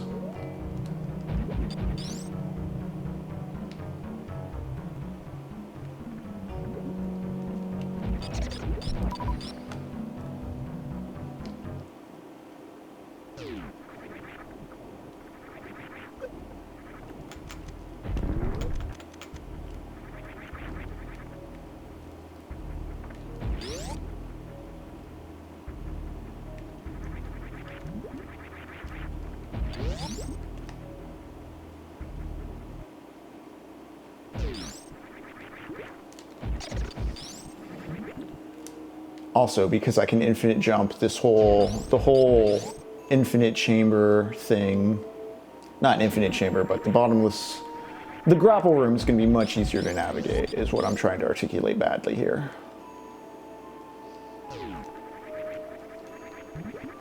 Because you can just shoot upwards now, see?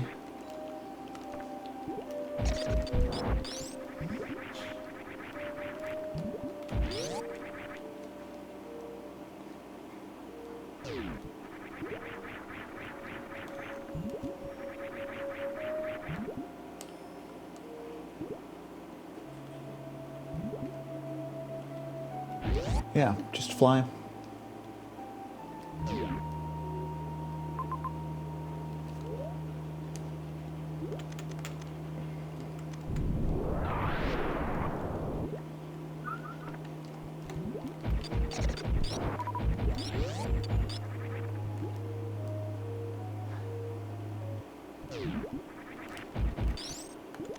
Can I?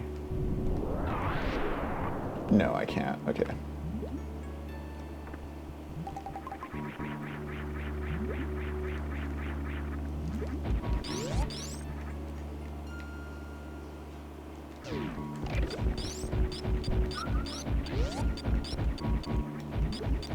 Whoops.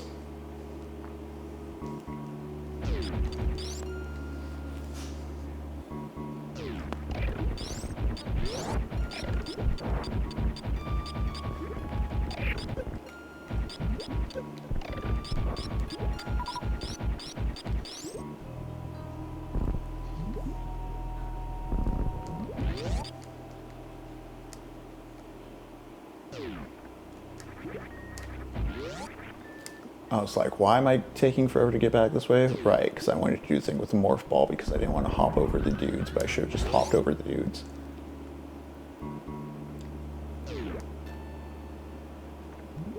There we go. All right. All right. All right.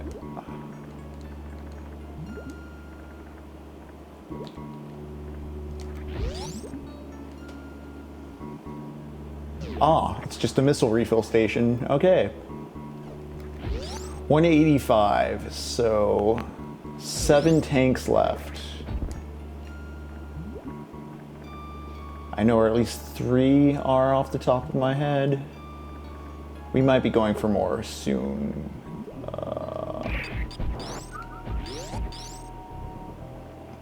Yeah, because I have to drop into the room. I think I'll have 190 by the end of all this.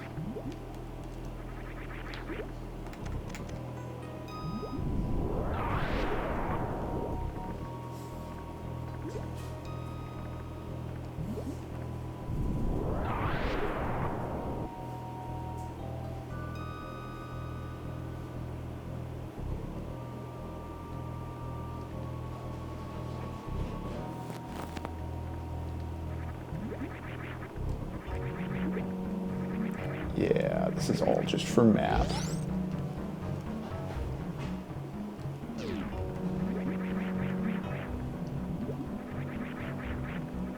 Actually, if I've been such a stickler for map so far, I better be a stickler for map.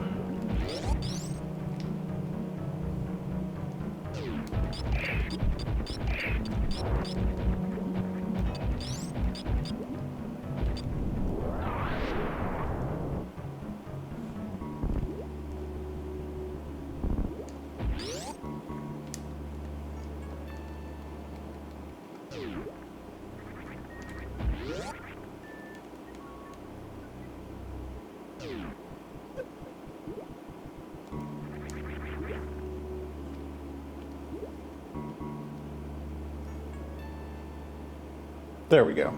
I just want to get all that room. And now we get the last room in Meridia, and we're out of here. Kids, we don't have to come back to the water temple. I know it is a source of great annoyance for many a gamer. This is the section of the game I hated the most as a kid. I didn't 100% the game for so long because I didn't want to trot through this area. As you can see, it's probably taken up the most, like a single segment area has taken up. Our last session, we were running back and forth between Norfar, Brennistar, and Criteria quite often. Here, you basically get everything from Meridia without ever exiting Meridia. The other places you have to leave and come back. There's a bit more of a facility. Yeah.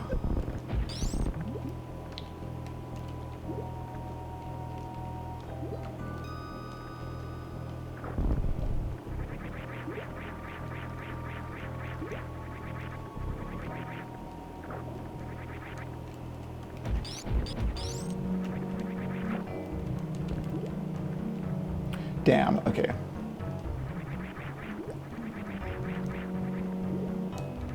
It's very frustrating if you stumble into this room without the spring ball and you're just like, well, what do I do?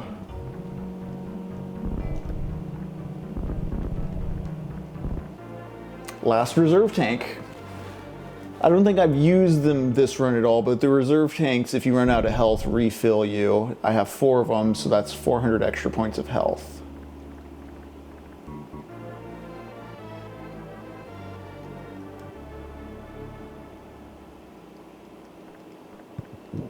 $230, $50, $50. Those are the final numbers we need, gang.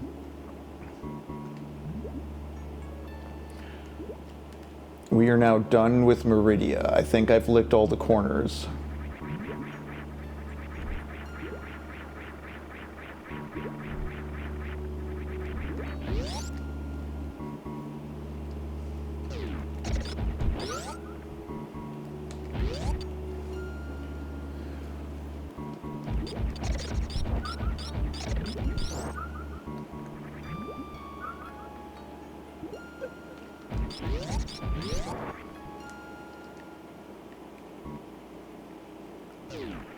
Alright, we're going to do Lord Norfar, we're going to kill Ridley, and then we're ready for the end game.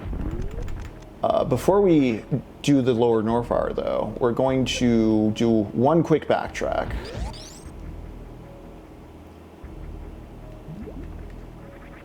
We're going to go maybe to the surface. There is a little bit of the other side of Criteria on the wrecked ship I did not lick on the way down.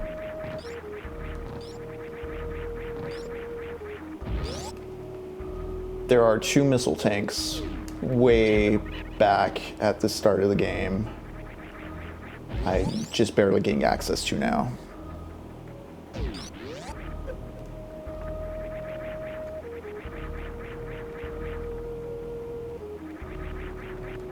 And here we are once again in this big long hallway.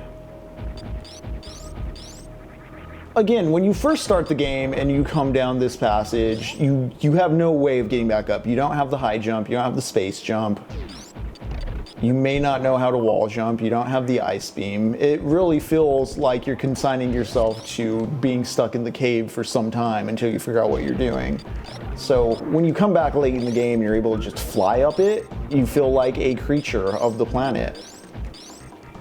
Again, how many little flying critters have we been encountering this whole route?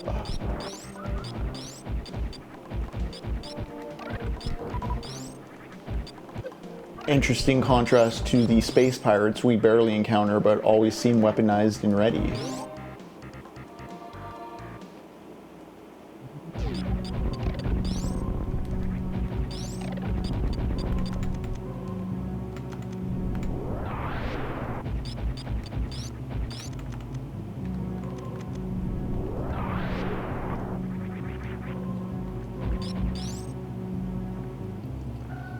Oh, now I can jump.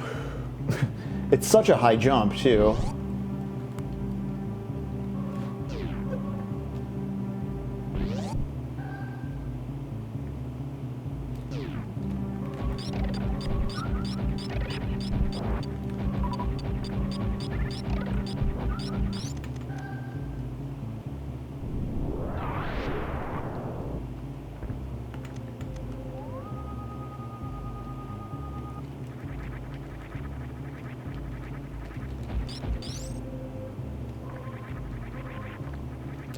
You know what? Is that a screw attack bomb? Does it need a screw attack?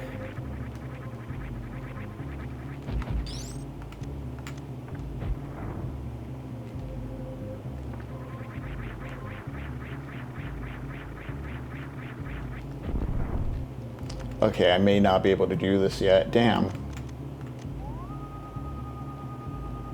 Okay, then. I'll come back with the screw attack, or... Shit, I should have...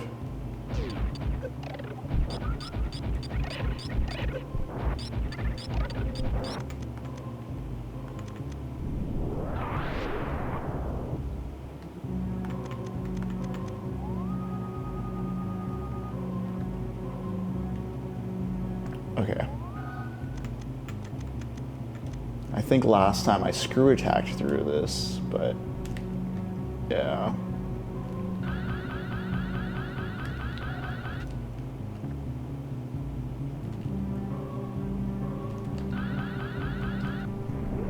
Okay, cool. I did not want this to be for naught.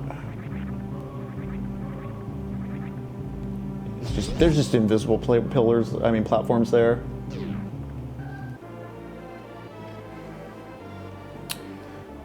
Nice, nice, nice.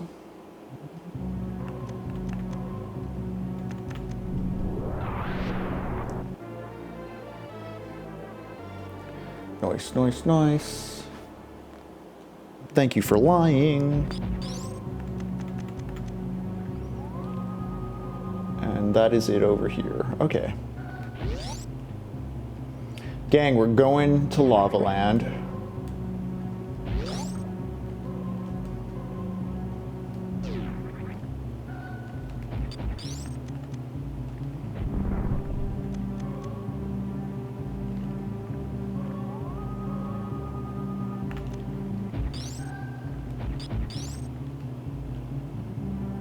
Huh.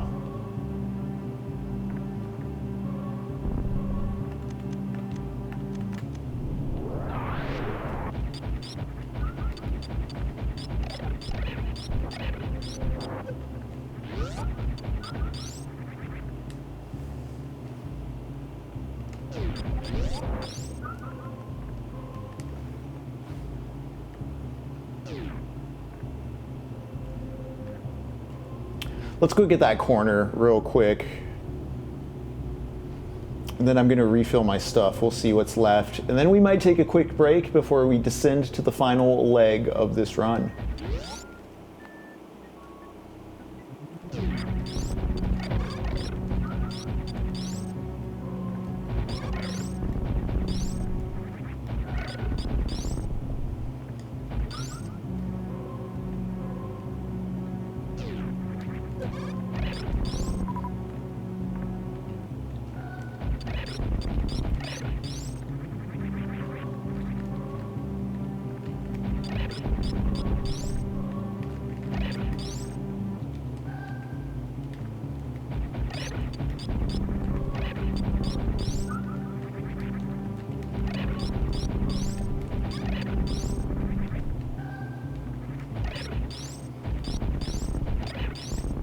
Gang, if the camera dies and I go blank, we're just gonna cut to break and I'll swap that battery and be back in 10 or so. So do not panic if I disappear for a moment.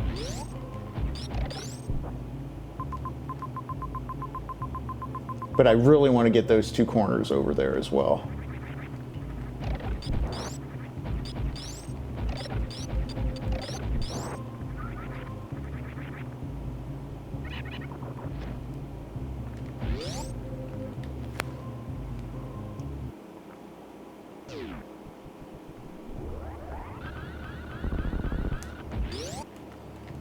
About to see how the navigational tools make this way faster than the first time I ever journeyed this way on the map. I mean, you can just jump over the water now.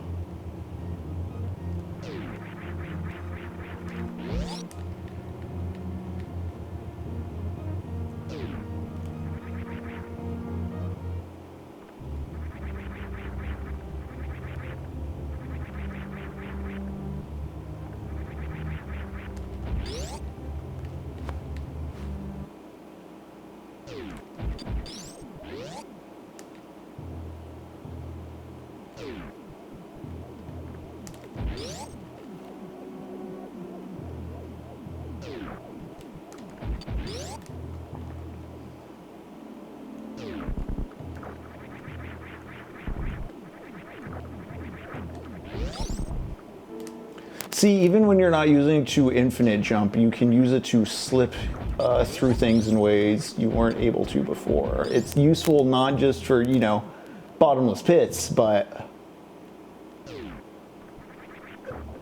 just mobility. Again, even the way the missiles are used to open doors in Metroid, like every weapon is a tool for more than just blowing up an enemy.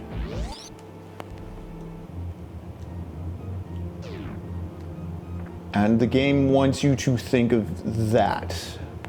What's the second use? What's the third use? If you're stuck on the map because you haven't committed to memory after way too many years of play, you know, what do you do? What corners do you lick? What has gone unobserved?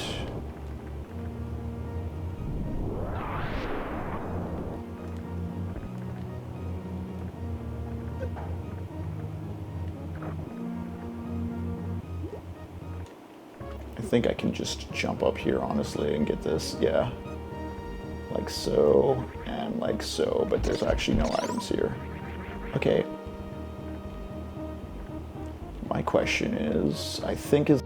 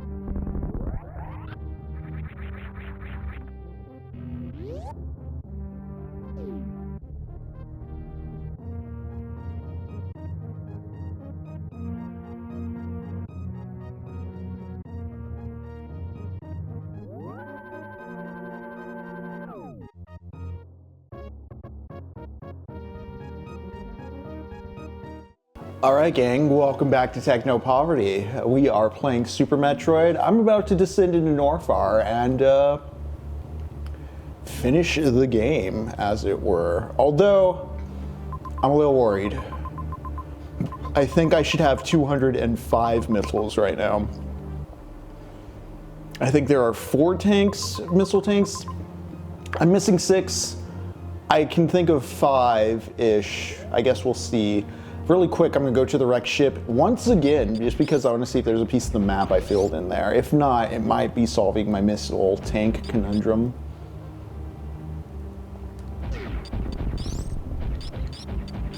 Otherwise, we're going far, far south. I'm gonna just look at the map one more time. I'm pretty sure I got everything in Meridia. That felt pretty well licked. If there's any place I rush through or am least familiar with, it's probably the ghost ship or the wrecked ship. Yeah, I got that stuff there. I got the guy way up there. Pretty sure I got the guy down here. Let me double check. Good news is I only have 1 super missile tank left and I think 2 power bomb tanks left. So the 50-50 will be reached. I'm sure of it. The 230, maybe 225 for a second. Let's see. Let's see if I got it in me. Okay, no, I just didn't go right clearly there at the labeled part of the map. I'm pretty sure that's a missile tank up there I need. Whoops. And we're back on track, gang. We're gonna 100% Super Metroid tonight. Samus is going to become Apex Predator numero, just top of her environment. I was gonna say Apex Predator number 1, that's pretty redundant. But notice how familiar I am with the planet as well. It's not that I've plundered, destroyed, and cleared a path, it's that I've grown familiar with it. I've gotten intimate with it. As opposed to the sort of shoot, kill, destroy, don't look back.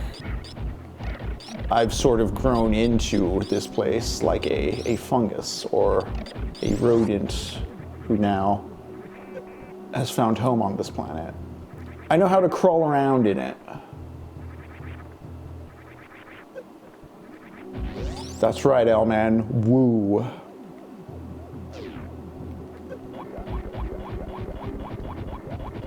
Oh yeah, I completely forgot about this room.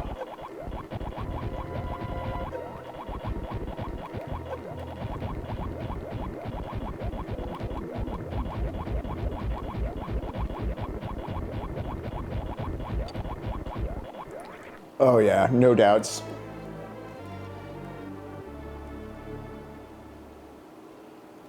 Time for us to descend. We're gonna go all the way into Lower Northfire. We're gonna beat up Ridley.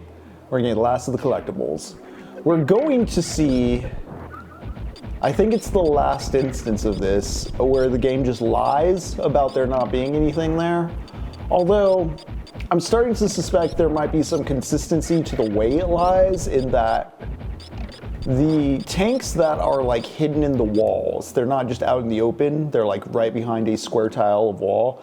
Those ones seem to be the ones that don't, yeah, because there's one at the top of this room here. Those don't show up on the map. Which is kind of mean, because those are some of the most hidden things.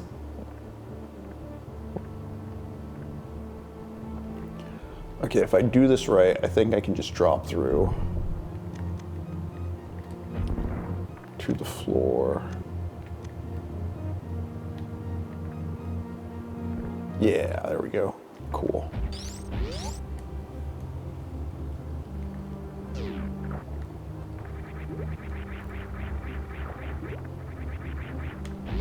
Because as you can see, there's a dot when it's like on a little pedestal, but not all of them are on pedestals. Some of them are just in the walls. I don't know how you're supposed to really... Some of them are in suspicious areas. It's kind of a hunch basis, or just like if you have time being like, oh yeah, that corner's definitely got something. Or there'll be like creatures or enemies that point to them sometimes. Alright, quickest way down to Northfire is actually the way I came.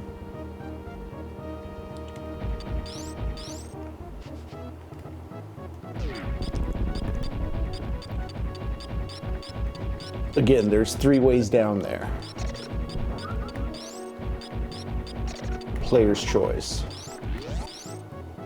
Living planet.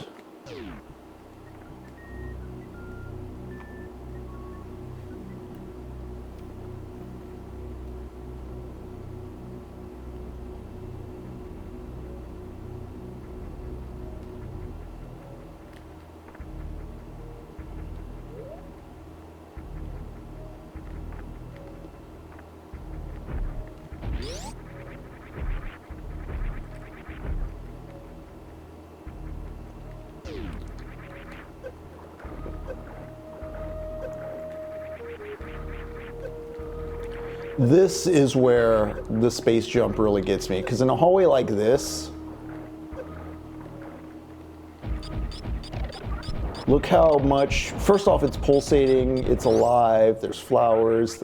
I like that the spikes are like teeth, they're like coming out of gums, but when you're space jumping through here, I feel like you're a creature flying through a cave, because you're doing the space jump trick just right so that you don't touch the floor or the ceiling. You're maintaining flight in a cavern like a bat. That is just a peak video game haptic. And it's about to be kind of like the full point and purpose of Lower Northfire, is it really challenges your ability to use the space jump in that capacity. Especially once you get the screw attack and you can just barrel through enemies.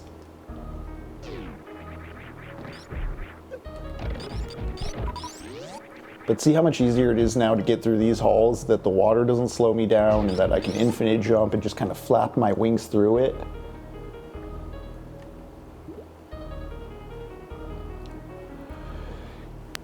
Oh man, given the scale of Samus's arsenal, do you think the basic grammar of taking damage equal to a mistake gives way over time to higher level mechanical vernacular is much more forgiving? Yeah, Elman, notice, especially in this run, this whole back half, I've been just eating it because I have so much health.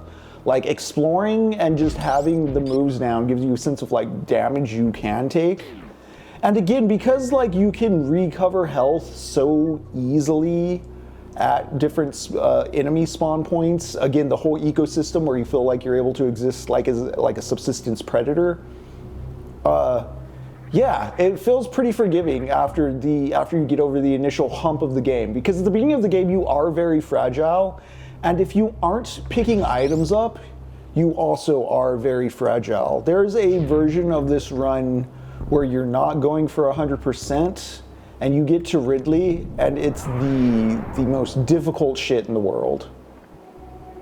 because it's actually challenging. But like that's kind of the Dark Souls-ish appeal of it as well, is like you still can at a low level if you plan and approach things right, like min-max and get through hard bosses. Okay, this room's so fucked up.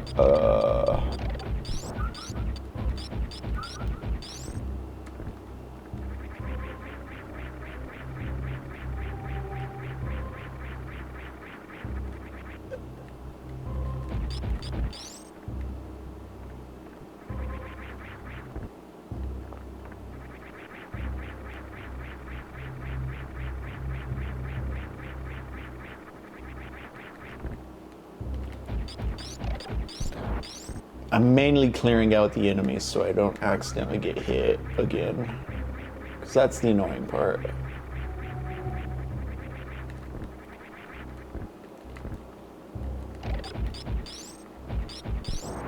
Although now that I do that, maybe there's a smarter approach to this with the ice beam that I'm just not considering. But I'm an old man set in my old man Metroid ways. Okay.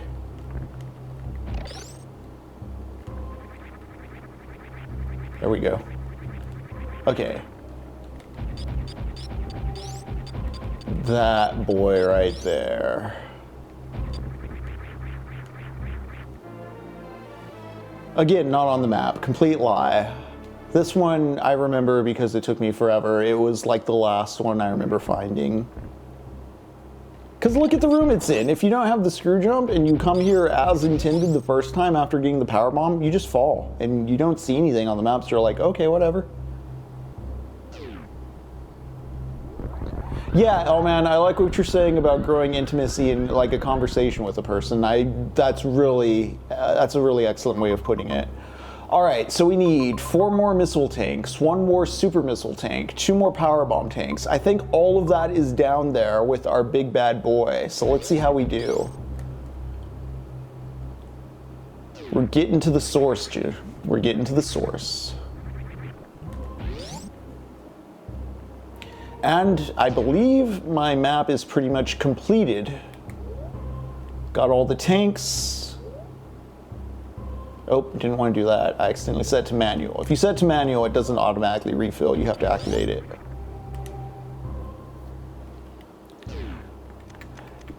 Yeah, oh man, I hope that's something that remains consistent throughout the project as far as like we keep streaming things, because I will play frustrating games. Doom Eternal comes to mind, because Doom Eternal's not trying to have a conversation with you. It's trying to tell you you're a certain type of thing, and it's like, I don't know, you're telling me I'm this, but then you're asking me to just play bop it, and this feels very just masturbatory and Pavlovian. The unnecessary density of mechanics.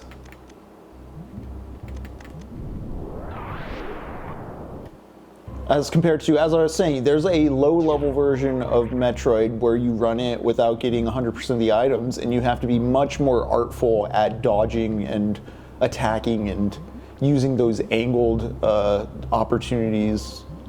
Also, though, this is the entrance to Ridley's Lair. This is Lower Noirfar. Not on the map, but environmentally, it tells you you're onto something cruel. As you can see, it's guarded by lava. This is one big skill gap gate right here. This whole room is designed to keep you out until you have everything you, like until you have all the power-ups in the game. Now, there are speedruns, and maybe we'll watch one. I might throw one on and build some Gunpla after this stream, depending on what the battery life is like, although there's some editing I have to get to, but yeah, you see how I jumped that lava gap? You can't do that without the Varia suit, without the space jump, etc., etc. There are speedruns where people just eat that lava damage and they're able to do the wall jump while not wearing the gravity suit. So they're doing the slow water wall jumping, and it's quite an amazing display of skill to see someone jump that and make that whole space without any of the extra gear. But again, in something like Doom Eternal, it's not a conversation where you can maybe talk in that direct way. Instead, you'd have to do a million bop-it puzzles just faster.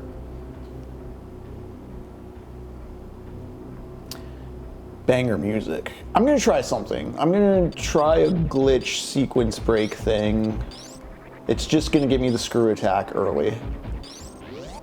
I say early, but it's just gonna give it, like typically you go down, fight the boss, get the screw attack. I'm going to get the screw attack, then fight the boss.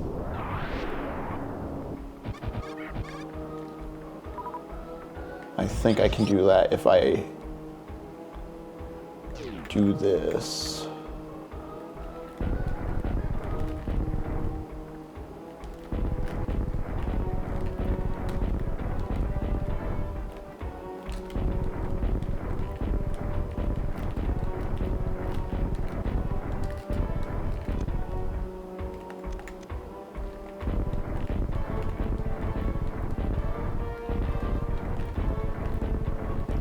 Okay, it's not worth it. In all honesty, I should just go the normal vanilla way.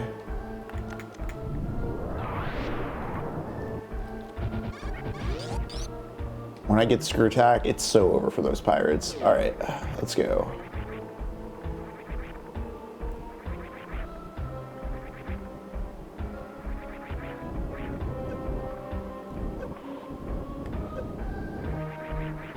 See, there's the extra hot lava down here that hurts you even with the Varia suit.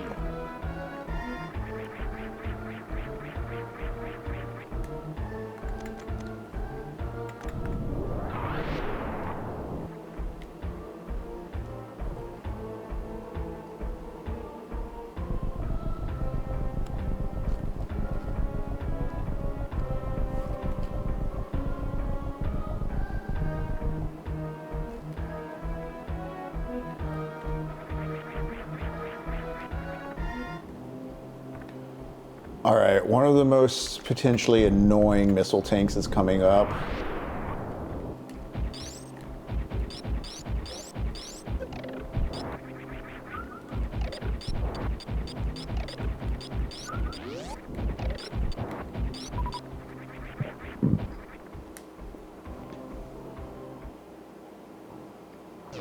What is up, a ghost bro? All right, well, this is gonna be a true test of if I've adapted, because this can be either very quick and easy or very annoying, and I'm gonna have to loop back and circle back and circle back and circle back. The gist of it is all the tiles in front of me are fake, except the ones all the way across the room. So I have to thread this jump needle just right.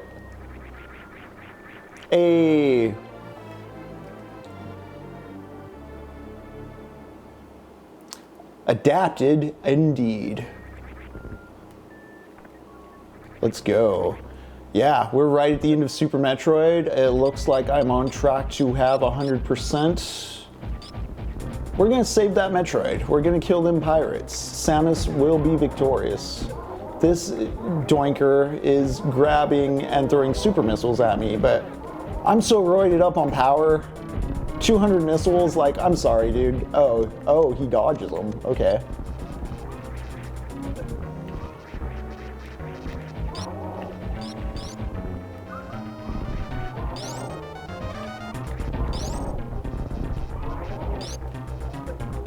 Again, this is why I turn on the moonwalk too, these pro moves.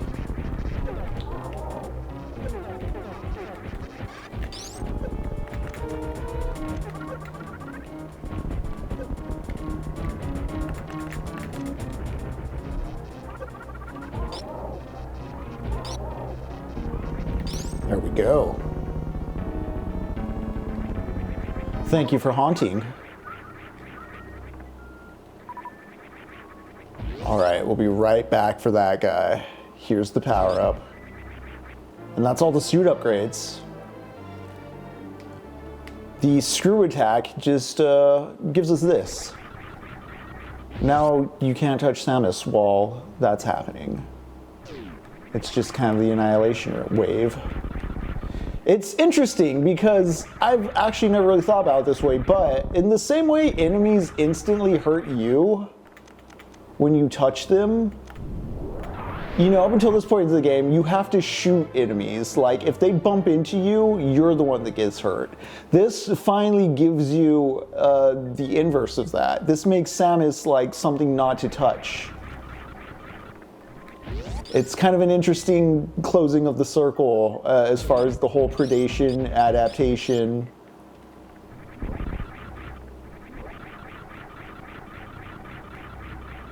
thing goes. All right.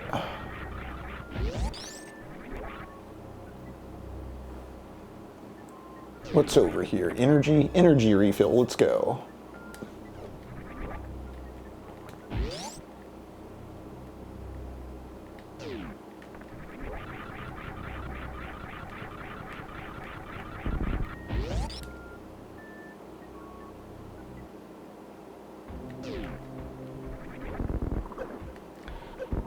See, they even get that demonstrated fast by throwing it at you like this.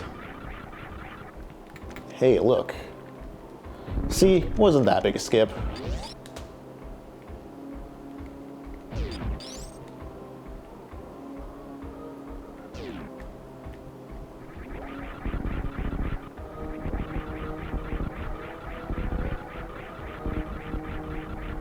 Go, go, go.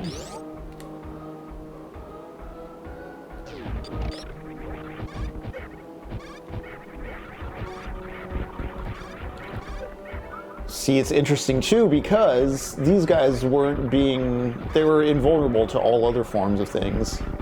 So it's neat how there's space pirates sprinkled throughout the story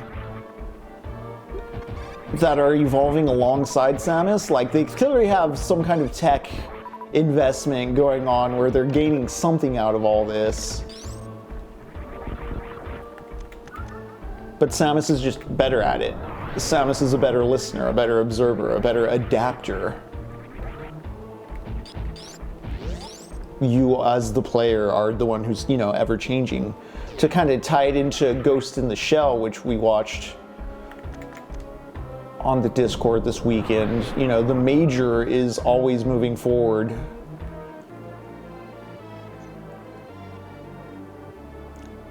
Is obsessed with always becoming and is therefore able to sort of master the puppet master. The avoidance of specialization.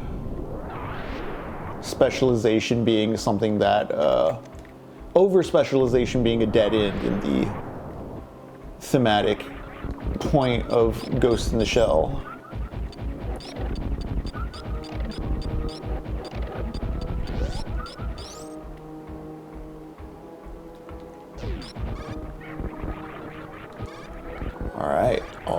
All right.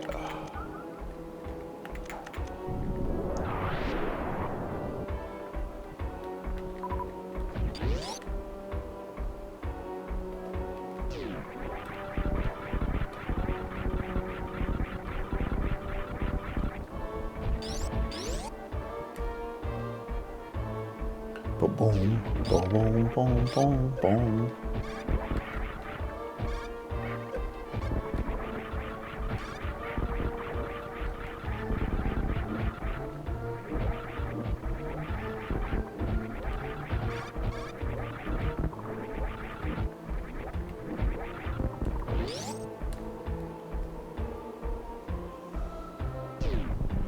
Oh yes, this room.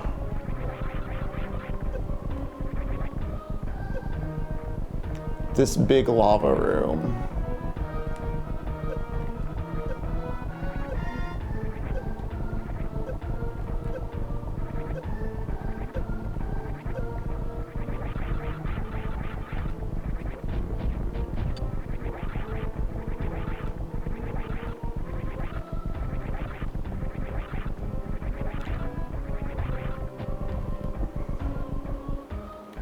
I missed some of it, but it's okay because you have to cycle back around to it anyways.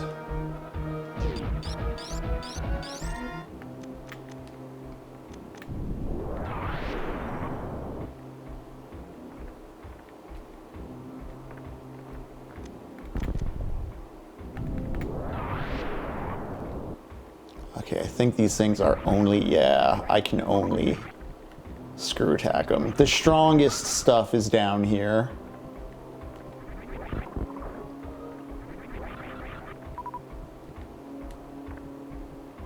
I'll come back to that door in a bit. I'm doing things in a particular order to maximize my power-ups.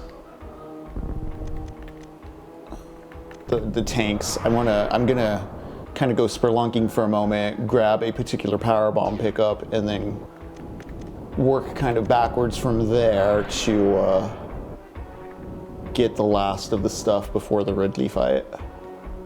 We're going down a little, and then we're going up a little, and then we're going down a little. Notice the cool cocoons and stuff around here, though. Okay, I believe right here? Yeah, we don't go down that way, but we're gonna grab this tank here.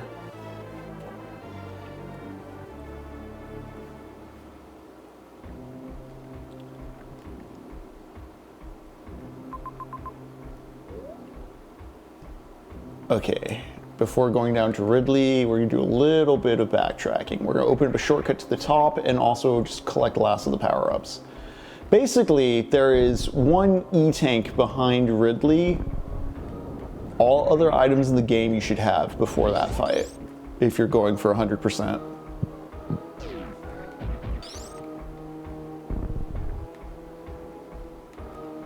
Or, I mean, there's probably ways you want to speedrun it or can optimize the run to where, like, maybe you fight Ridley and then, like, on the way between Ridley and Mother Brain, you grab the last of the stuff, but we're not going to do that.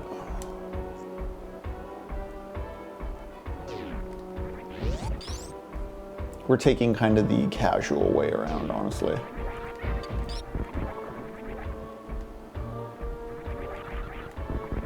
The comfy critics 100% run.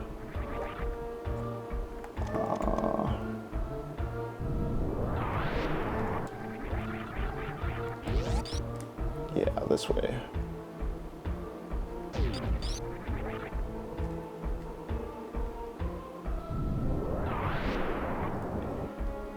Boom.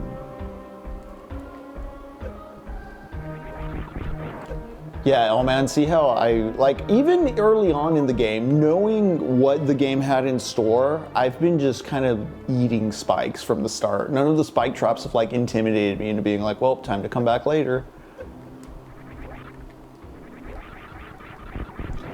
Yeah, look at this cool hand. This room makes a cool shape if you look it up on the map. It's like, yeah, it's Ridley with Ridley's claw, and there's like an eye there. All right. Very cool room. That trick we talked about during Resident Evil of the geography sticking with you through that hyper-definement. All right, I think that's the last of the power bombs I need, if I remember correctly.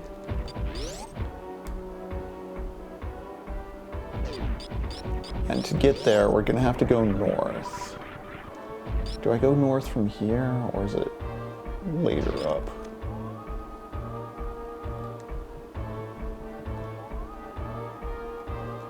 I think it's later.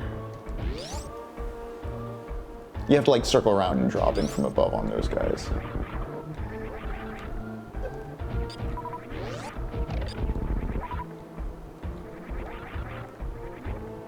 Yeah, this way.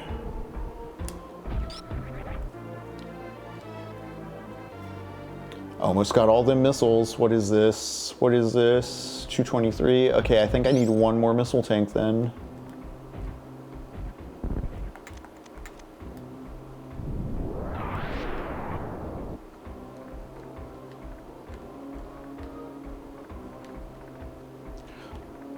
I just want to point out as well that the jump ball is totally optional. You can miss it, but it is very useful for these late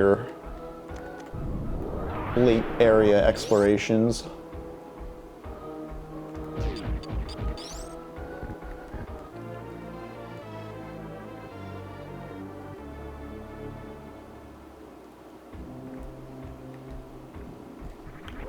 Is that it for my...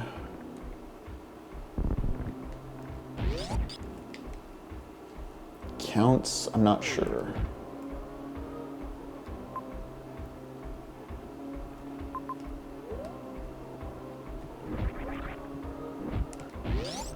no, I need one more missile. We'll see. We'll see in a moment. Because I know there's one other thing around here.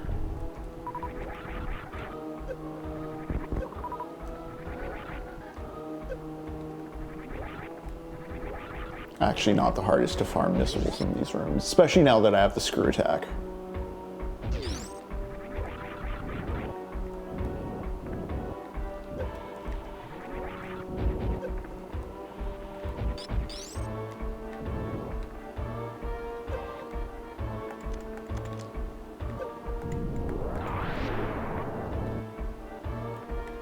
Yeah.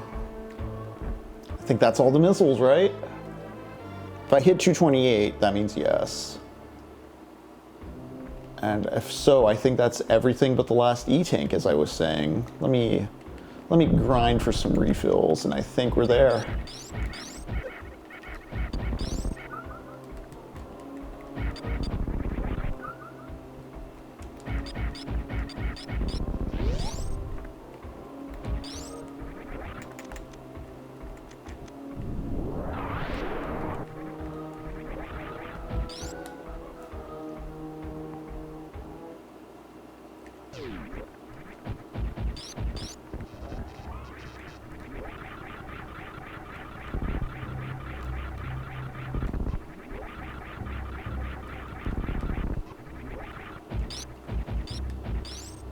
Yeah, this cycles me back around to here.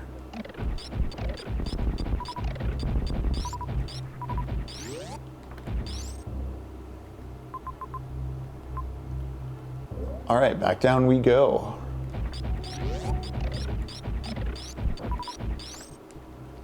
Yeah, 230 missiles.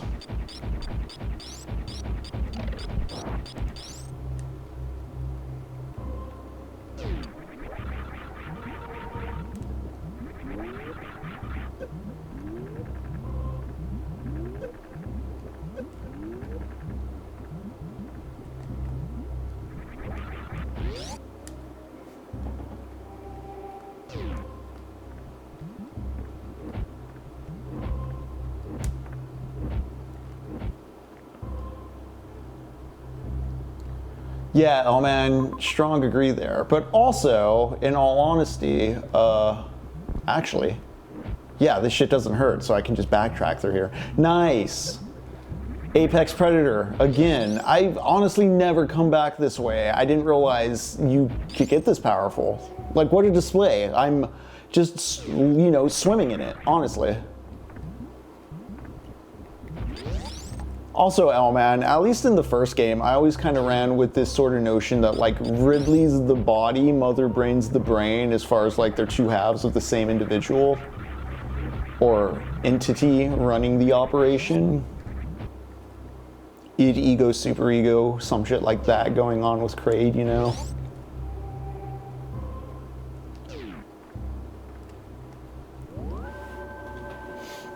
All right, let's blow up this dinosaur. Let's get the last E-tank. Let's save the baby Metroid. And you know what? We're gonna save the animals. I haven't mentioned much of that, but you can save the animals.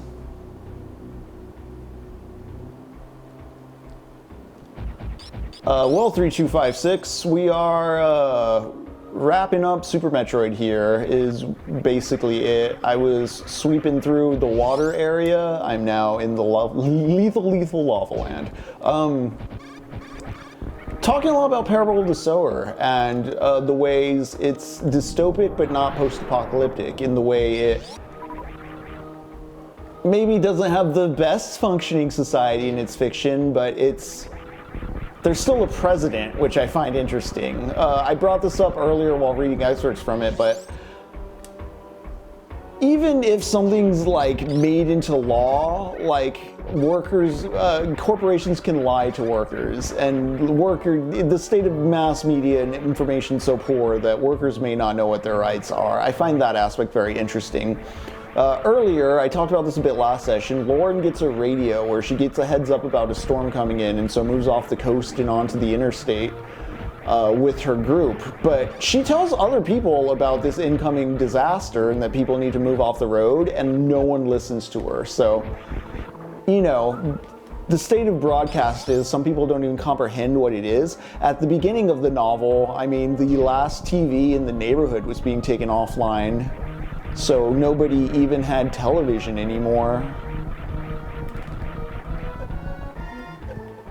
So the way things are, you know, 70 to 80% eroded but still functional was really a standout part of Parable of the Sower for me. We're going to be starting Parable of the Talents, and as I said while we were watching Ghost in the Shell, we're going to watch Ghost in the Shell 2 next. Although Jacob and I are doing some live event stuff this upcoming weekend, so there may not be a movie this Sunday.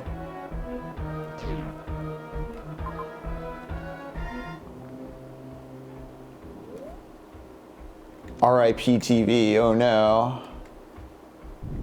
Because of the headphones? Because I totally understand. There's jobs I work where I'll have the headphones in just listening to YouTube, podcasts. I don't do TV, but I've had coworkers who, I knew someone who was rewatching Game of Thrones that way, which on one dimension sounds psychotic. On the other, it's not the worst thing to have playing in the back of your head while you're doing repetitive service work.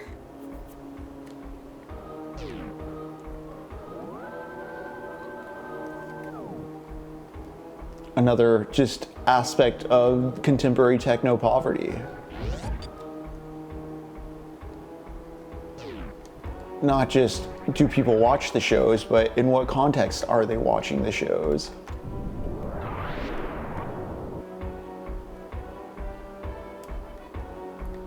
Yeah, if I know the show, I pretty much do that even at home. I'll background something, you know?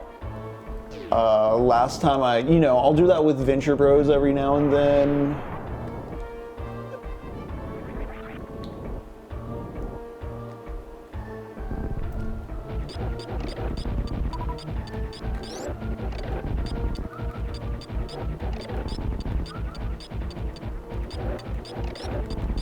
All right, and so we descend.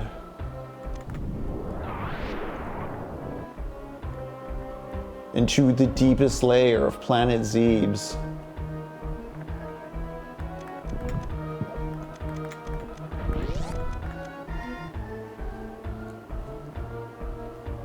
I've been meaning to go back to BoJack Horseman because I really liked it. Okay, come on.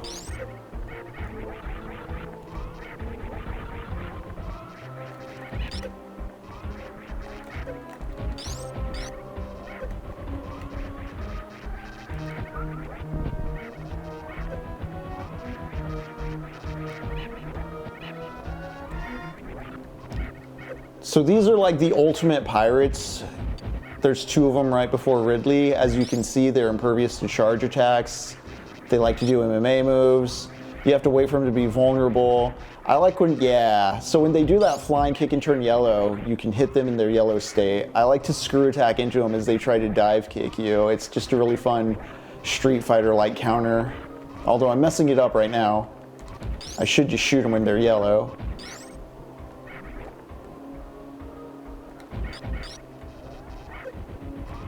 Or even better, yeah.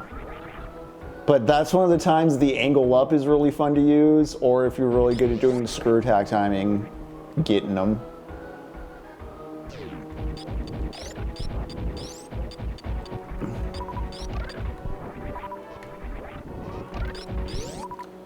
So this room's very, very generous. We're right outside of Ridley's lair, as the map would tell us if we were to check it. And I mean, they're going to give me one of those missile Cyclops doors in a moment here. So I'm just taking advantage of all these little spawn points to eat. Samus is a hungry mama. Much like the other animal mamas we have seen on this planet.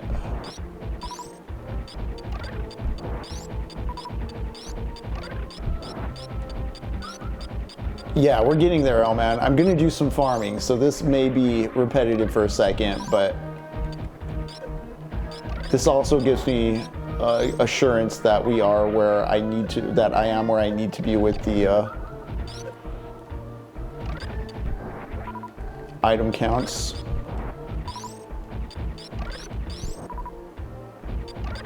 I'll move into the next room in a moment.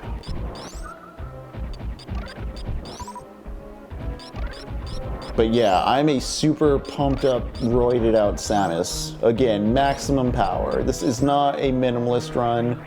This is not a, I mean, it is a casual run, but this is a 100% bully them all run. And we're going to bully this boss.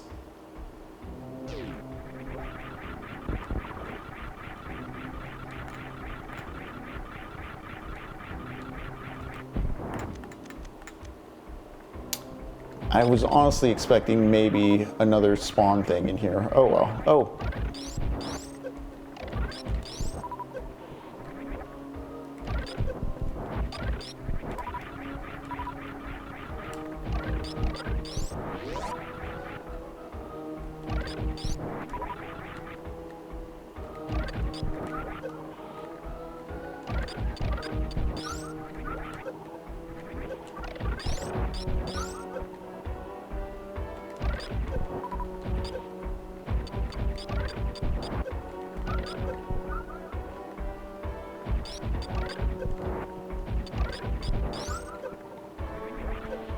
All right, I'm gonna go for it.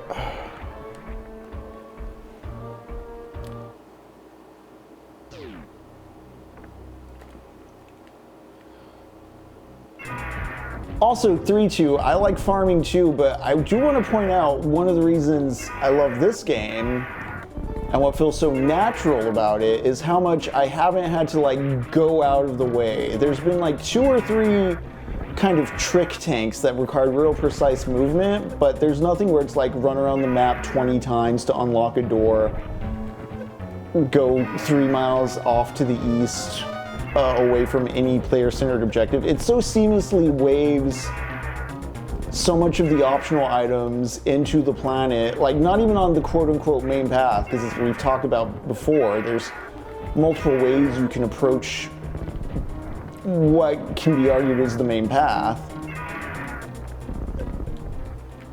It's just such a nice, seamless integration of the concept of power-ups and optional things to grind for into the exploration loop. It really prevents the game from feeling like a spreadsheet where there's a set amount of power-ups per point in the grid, and so there's like a math way of figuring out the grid. It's just look around.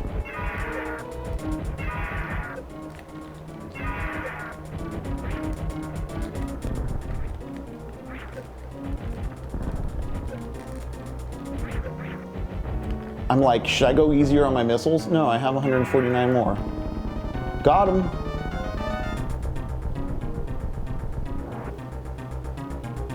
I didn't even come in here at full health and ammo, so yeah. All right, we killed Ridley. We blew up the dude who kidnapped the baby Metroid. We're at the lowest point in the map. We've licked every corner of Norfair. We've licked every corner of the map pretty much. So let's see, let's get that baby Metroid and get out of here. Oh. Huh. Where's the baby Metroid? Where's the baby Metroid, guys? There's the tank from the beginning that the baby Metroid is in. Where's the baby Metroid? All right, well, what does this mean? We've licked all the corners. We have all the power-ups. Where's the baby Metroid? There's something I've been hiding from y'all, and I'll reveal it when we get back up to the surface. In the meantime, look at the Chozo statues in the back. There's something I've been thinking about this run too, with the Chojo being the indigenous peoples of Zebes and the space pirates being the invasive conquerors, colonizers. In some ways, the appropriators. I've never really thought about this angle, but considering Samus is half Chozo herself, you can make that read, I think. You know, Ridley's made his home down here in the most intimidating of Chozo ruins, which probably serves some sort of religious purpose, right? I don't know why I'm refilling here. And then you have the space pirates who are just like, oh, this area looks cool. Let's build our science stuff down here.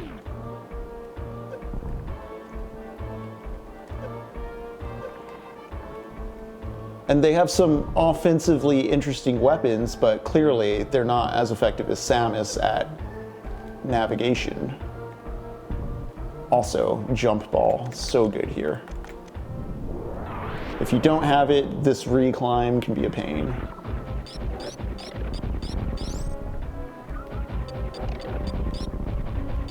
And notice it's not like the game does a land acknowledgement or explicitly tries to say anything. It's all through showing an inference and just this idea of ecology and adaptability at play.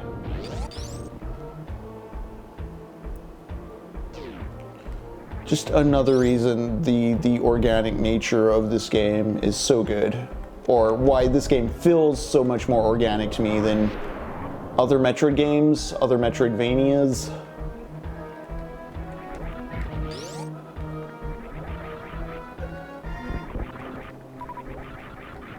All right, we gotta get all the way back up to the top for the next phase of the game. Baby Metroid's still at large. We killed Ridley though, so what's up with that? Well, we're gonna find out, is what we're gonna do.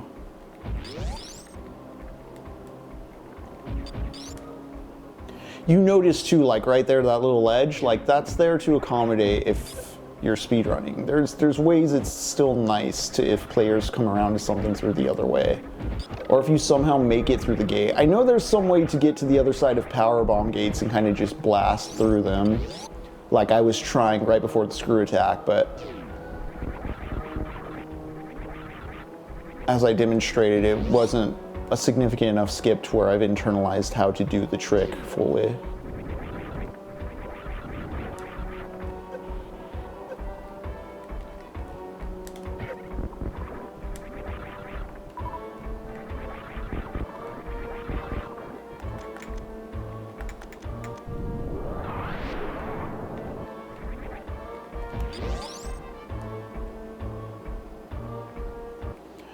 Gang, I didn't realize it was already 10:30. When we get to the surface, I'm gonna save at the ship. I'm gonna take a quick break, but we're gonna beat the game tonight. I'm not going to stop the session. We're gonna run a little late. We're gonna play all the way to the end of Super Metroid. Because we are at the end game. We've eliminated most every threat on the map. There's one place left we haven't. There's one little pebble left to turn over, basically. So once Samus gets refilled and refueled at her ship,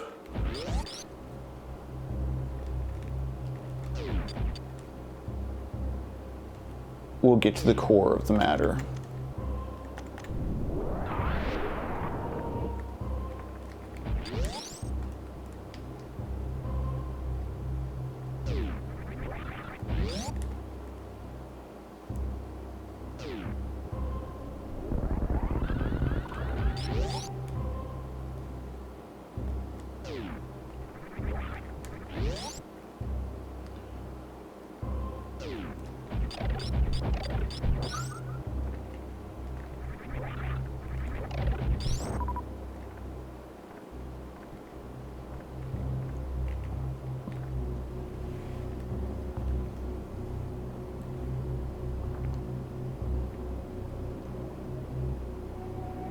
But if you've been with me from the start on this, you've now seen pretty much all of the Super Metroid map.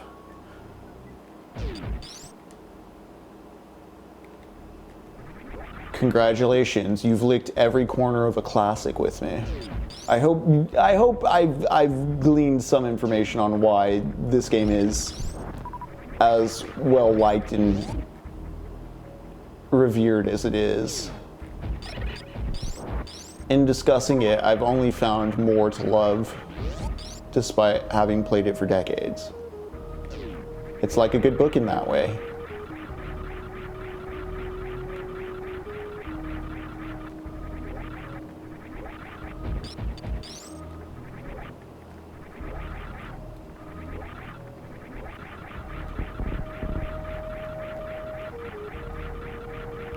This is kind of it both makes it easier to space jump up, but it's kind of funny if you're expecting to touch those. It's the game having fun with you in a lot of ways, especially because, yep.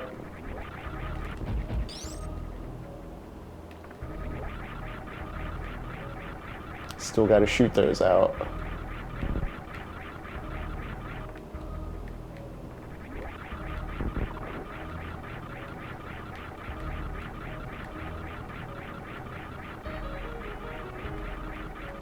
The gravity of the screw tack space jump can be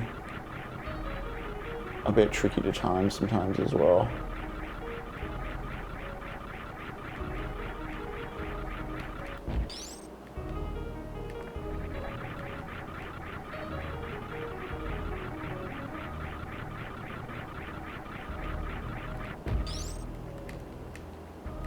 I'm just going to use the other elevator.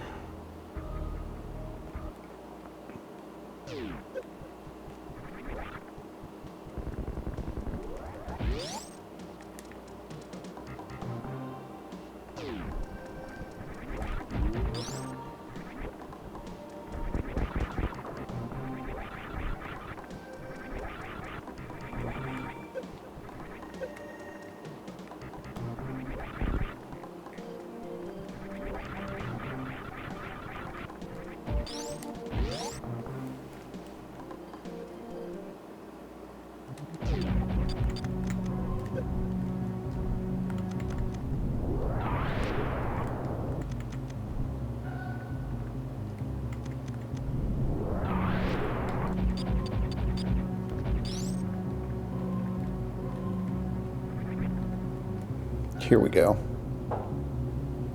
Many ways to skin this cat. Although, I don't know why you'd want to skin a cat ever. Was that once a business, a thing, a common practice?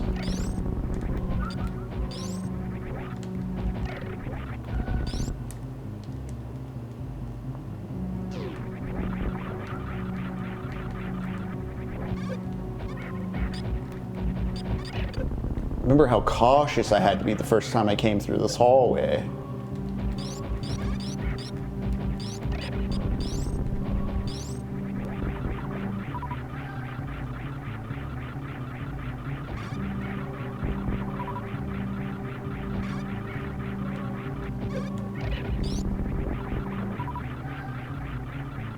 Again, now enemies have to fear me bumping them off their groove.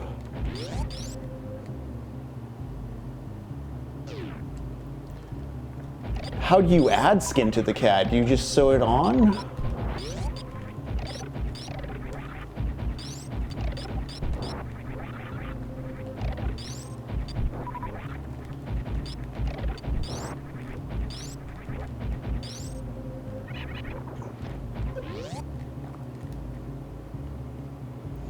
All right, gang, we've made it back up to the ship. Again, I'm gonna hit that break time screen. We're gonna go on a quick break just because I do need to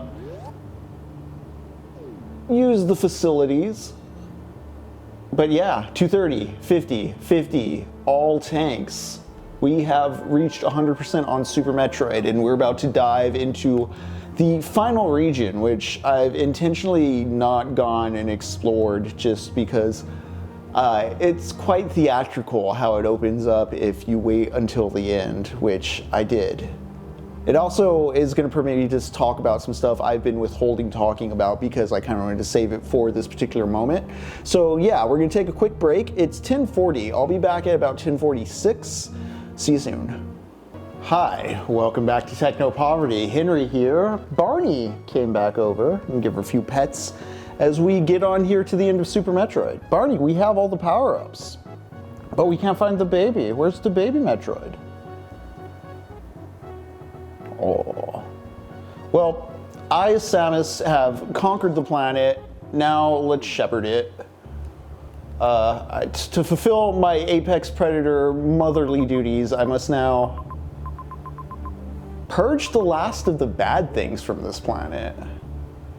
Now, gang, I'm going to show you a room that's accessible from the start when you land on this planet. I've been actively avoiding it, but it's the entrance to the final area. And there's a reason I've been avoiding it. It's not a bad reason. It's not a bad room. It's not a stinky room. I'm not avoiding it on those kind of reasons. It's just that you can find this room pretty early on, and it basically kind of points you towards what you need to do if you don't understand the objective of the game. It does it in a very cool manner, which you'll understand instantly the moment we enter that room.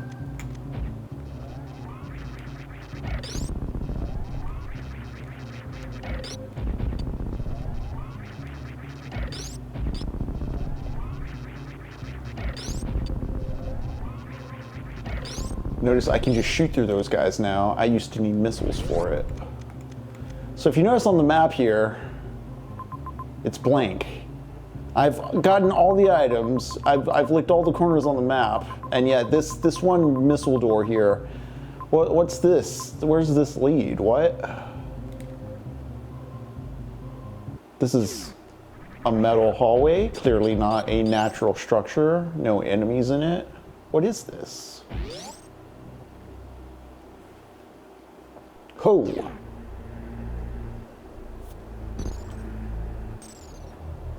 Oh.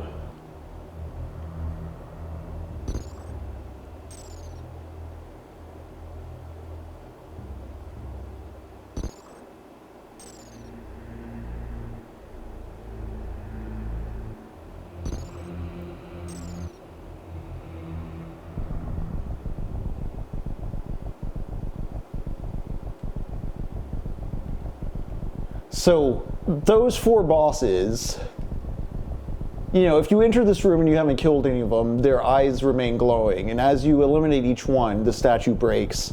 The general gist the game's trying to point you towards is like, hey, go find these four dudes, destroy them, and it will open up this passage. As you can see, I like to come right at the end because having killed the four bosses, they all burst at once instead of one at a time, and it's just a fun thing to see. But, whoa. Secret internal pirate base hidden behind the statue. And here we go. The last area of the game. I'm gonna save.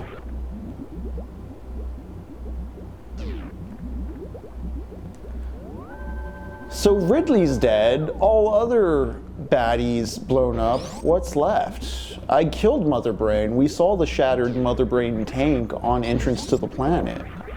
Where's the baby Metroid? What is all this?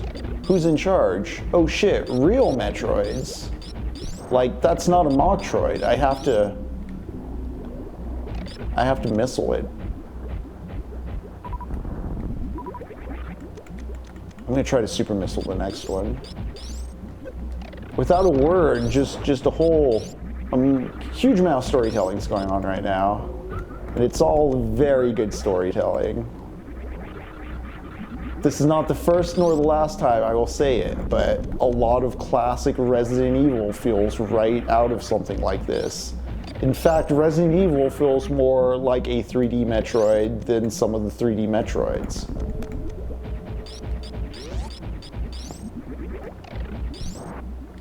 It's about the same respect to the players, to just having faith in the player to recognize and read what's going on around them. Uh-oh. Uh-oh. How do I get it off me?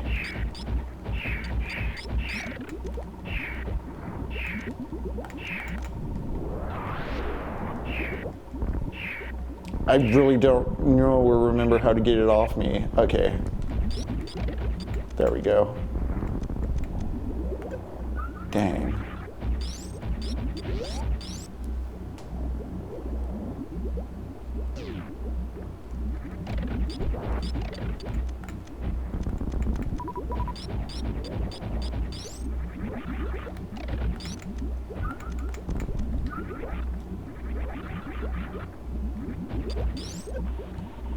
It's interesting too how in this artificial environment you encounter something that's stronger than even your screw attack Samus, and it's the Metroid. It does put the Metroid's placement in the hierarchy of creatures top. If Samus is the apex predator, oh shit, this thing can do a lot of harm to a very powerful creature.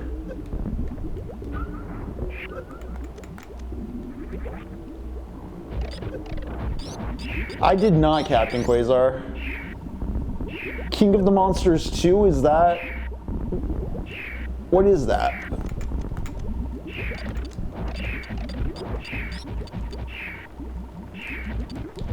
Does it just pop off of me at some point? Can I get that happening? There we go. Honestly, yeah, if I wasn't full tank, I'd be very worried about the amount of health these guys can shave off me.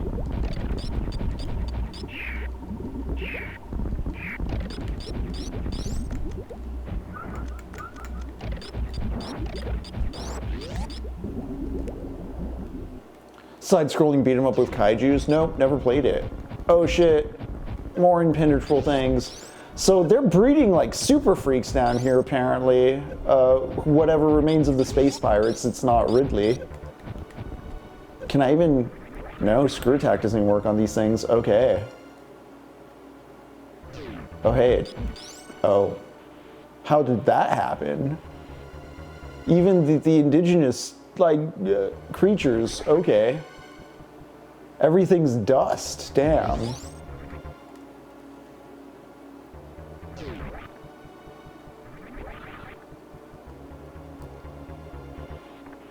That's so cool.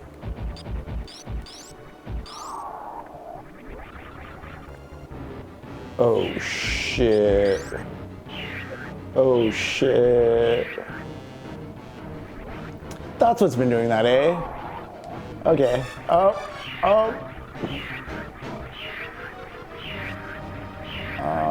Fellas, I'm not gonna make it.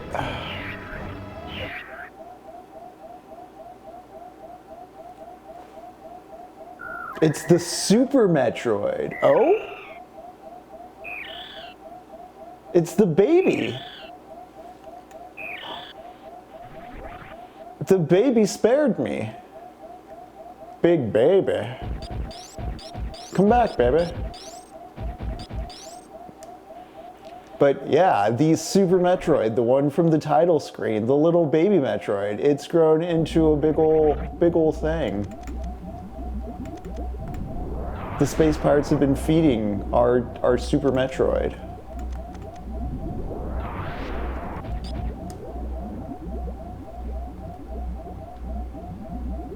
Okay, my missiles are still good, but my energy can use a refill. Sorry for the divergence, gang. I just want to make sure the battery's recharging in case the current battery goes out. Much like my energy needs a recharge. Barney, how do I turn you into a big Doberman?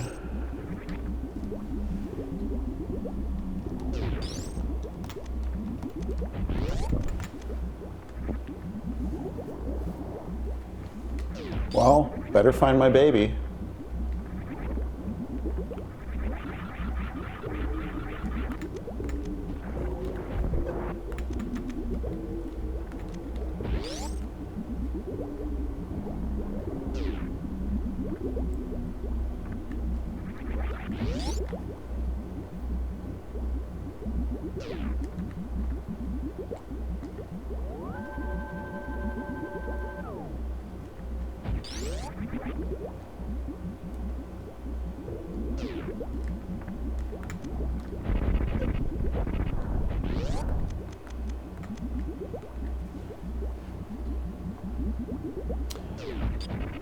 Ooh boy, now this room,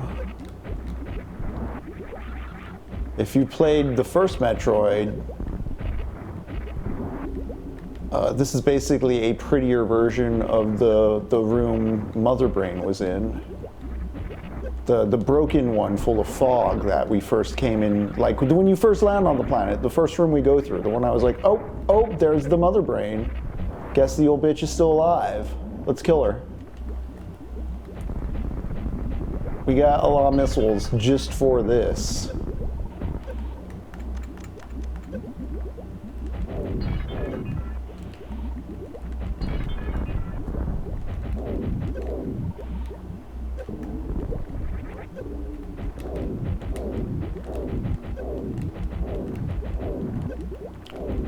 Oh, that shake, it's so chunky. The Mother Brain, it's where Joe Rogan lives. You're right, Mask. We took our cell phones in, finally. Decayed old brain. Oh, ow, it hurt me though. Oh, shit. Mother Brain got booty. Alright, alright, alright. Calm down.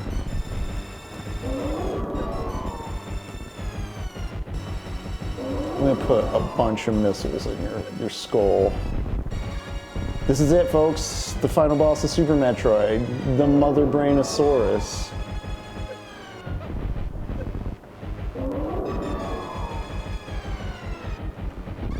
I'm using all 230 missiles in Samus's arsenal.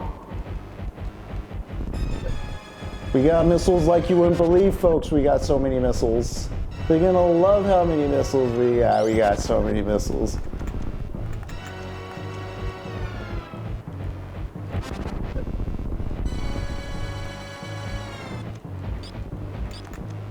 You know what? Do power bombs do anything? They don't. All right.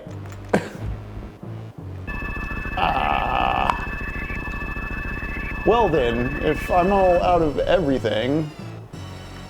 Oh, Samus is on the ropes. Oh, damn.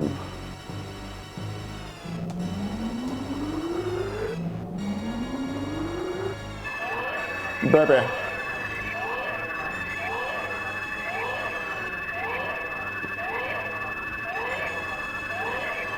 Thank you, child.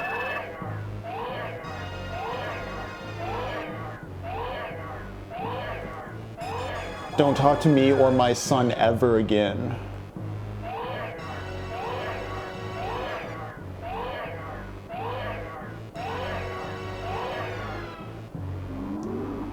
And so, not only am I Apex Predator, but Samus is Apex Mother.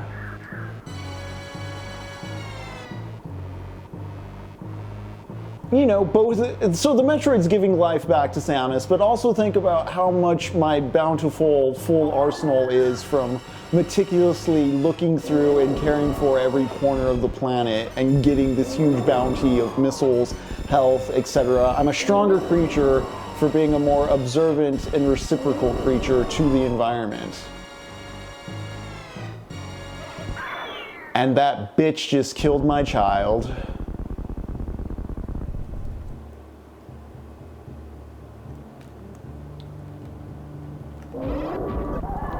Oh, but it's a super beam now.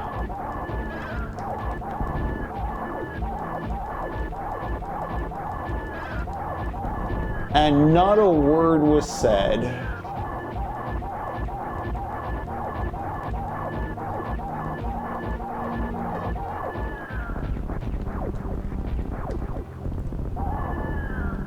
We did it, folks. We eliminated the space pirate threat. I guess that's another reason they don't want to go beyond fusion, is there really is like no main antagonist, I guess. I really haven't played the newer Metroids enough to know the newest lore, but they're stuck in midquels forever because they killed the big bad in the third game. All right, so now we have to get out of the planet before it explodes. And folks, there's animals to save. On our way out of here, all those little nice animals we didn't kill, we have an opportunity to save them as well as the planet blows up. And we're gonna take it, we're gonna do it, we're gonna save them. We're gonna get those animals out of here. Everybody's gonna make it. Everybody lives.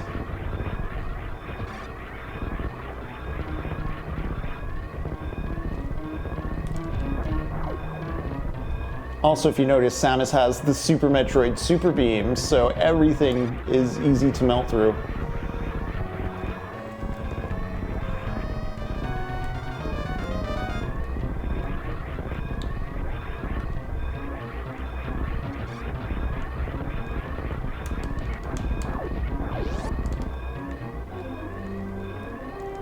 Making it, making it, making it.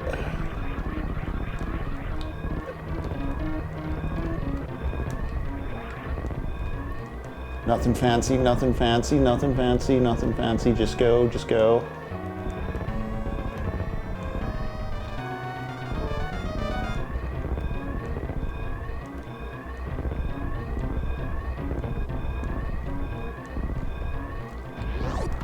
All right, we're gonna save the animals. We're gonna save everyone. We're gonna make it.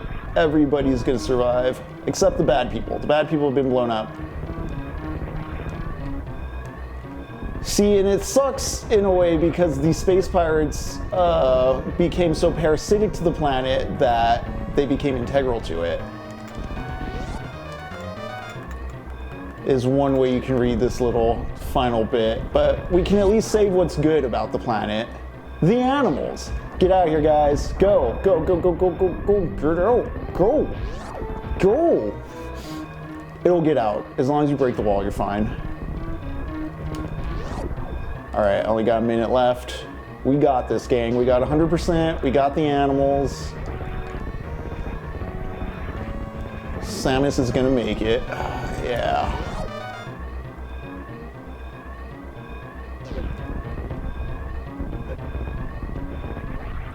And we are clear. Now, because we got the animals, there's gonna be a little pixel you see exiting the planet. It's very hard to catch, but it's gonna be shooting off to the right. Unless I mess something up, we'll see.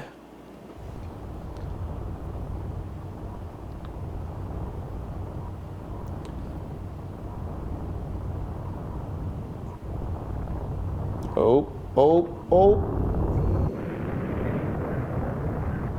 There's the explosion.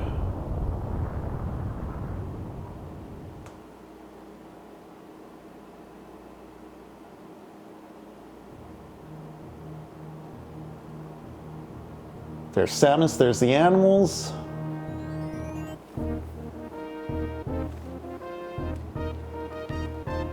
Successfully completed. 4 hours and a minute, eh?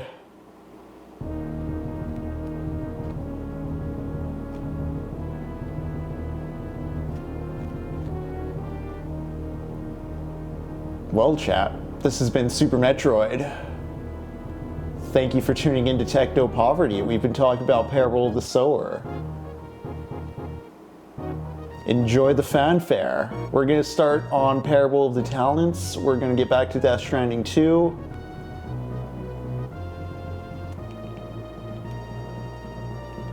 I'm not sure what Lux's availability status is right now. Again, we're going to have a very hectic February. Come out to Fight Opera. That's going to be March 7th. Come out to Boner Bazaar. That's going to be the 14th. Come hang with us in Austin in the real world if you're around. Keep an eye on Michael Burns' channel. There's going to be some interesting announcements soon, as well as Anna Marie Cox. She's doing some very important work right now. I've been helping her edit some stuff, and I'd love to see her channel grow. Captain Quasar, I've not seen the new trailer. Also, I'm going to hang for a moment because at the end of the credits you get your percentage completion, and then there's a Samus reveal, so I want to see what 4 hours and a minute and 100% completion does.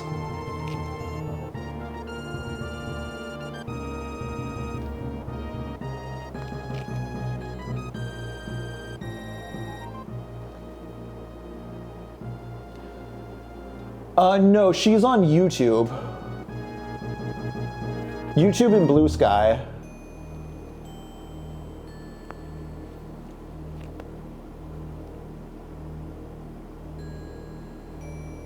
Oh, actually, I don't think I watched the trailer, but I saw some stills. It looks more in tone with the original manga, right? Because the original manga is a bit more comedic and lighthearted than the films Oshi turns them into. Gunpei Yokoi. Yeah, Captain Quasar, I am curious about that. We're gonna watch Ghost in the Shell 2 Innocence, just a reminder out there. Dear Force. This music. There she is.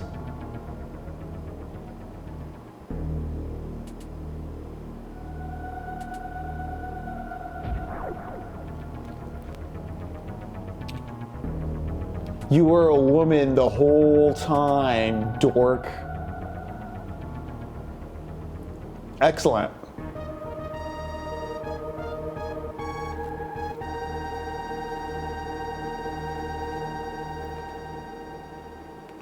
Alright gang, if Lux isn't available tomorrow, tomorrow's session might end up being a Gunpla session. I need to finish building that RX 728. Otherwise, come back Thursday for Death Stranding. You can always catch up with the VODs on YouTube. Y'all stay safe out there. Take care, Techno Hotties. Forehead kisses.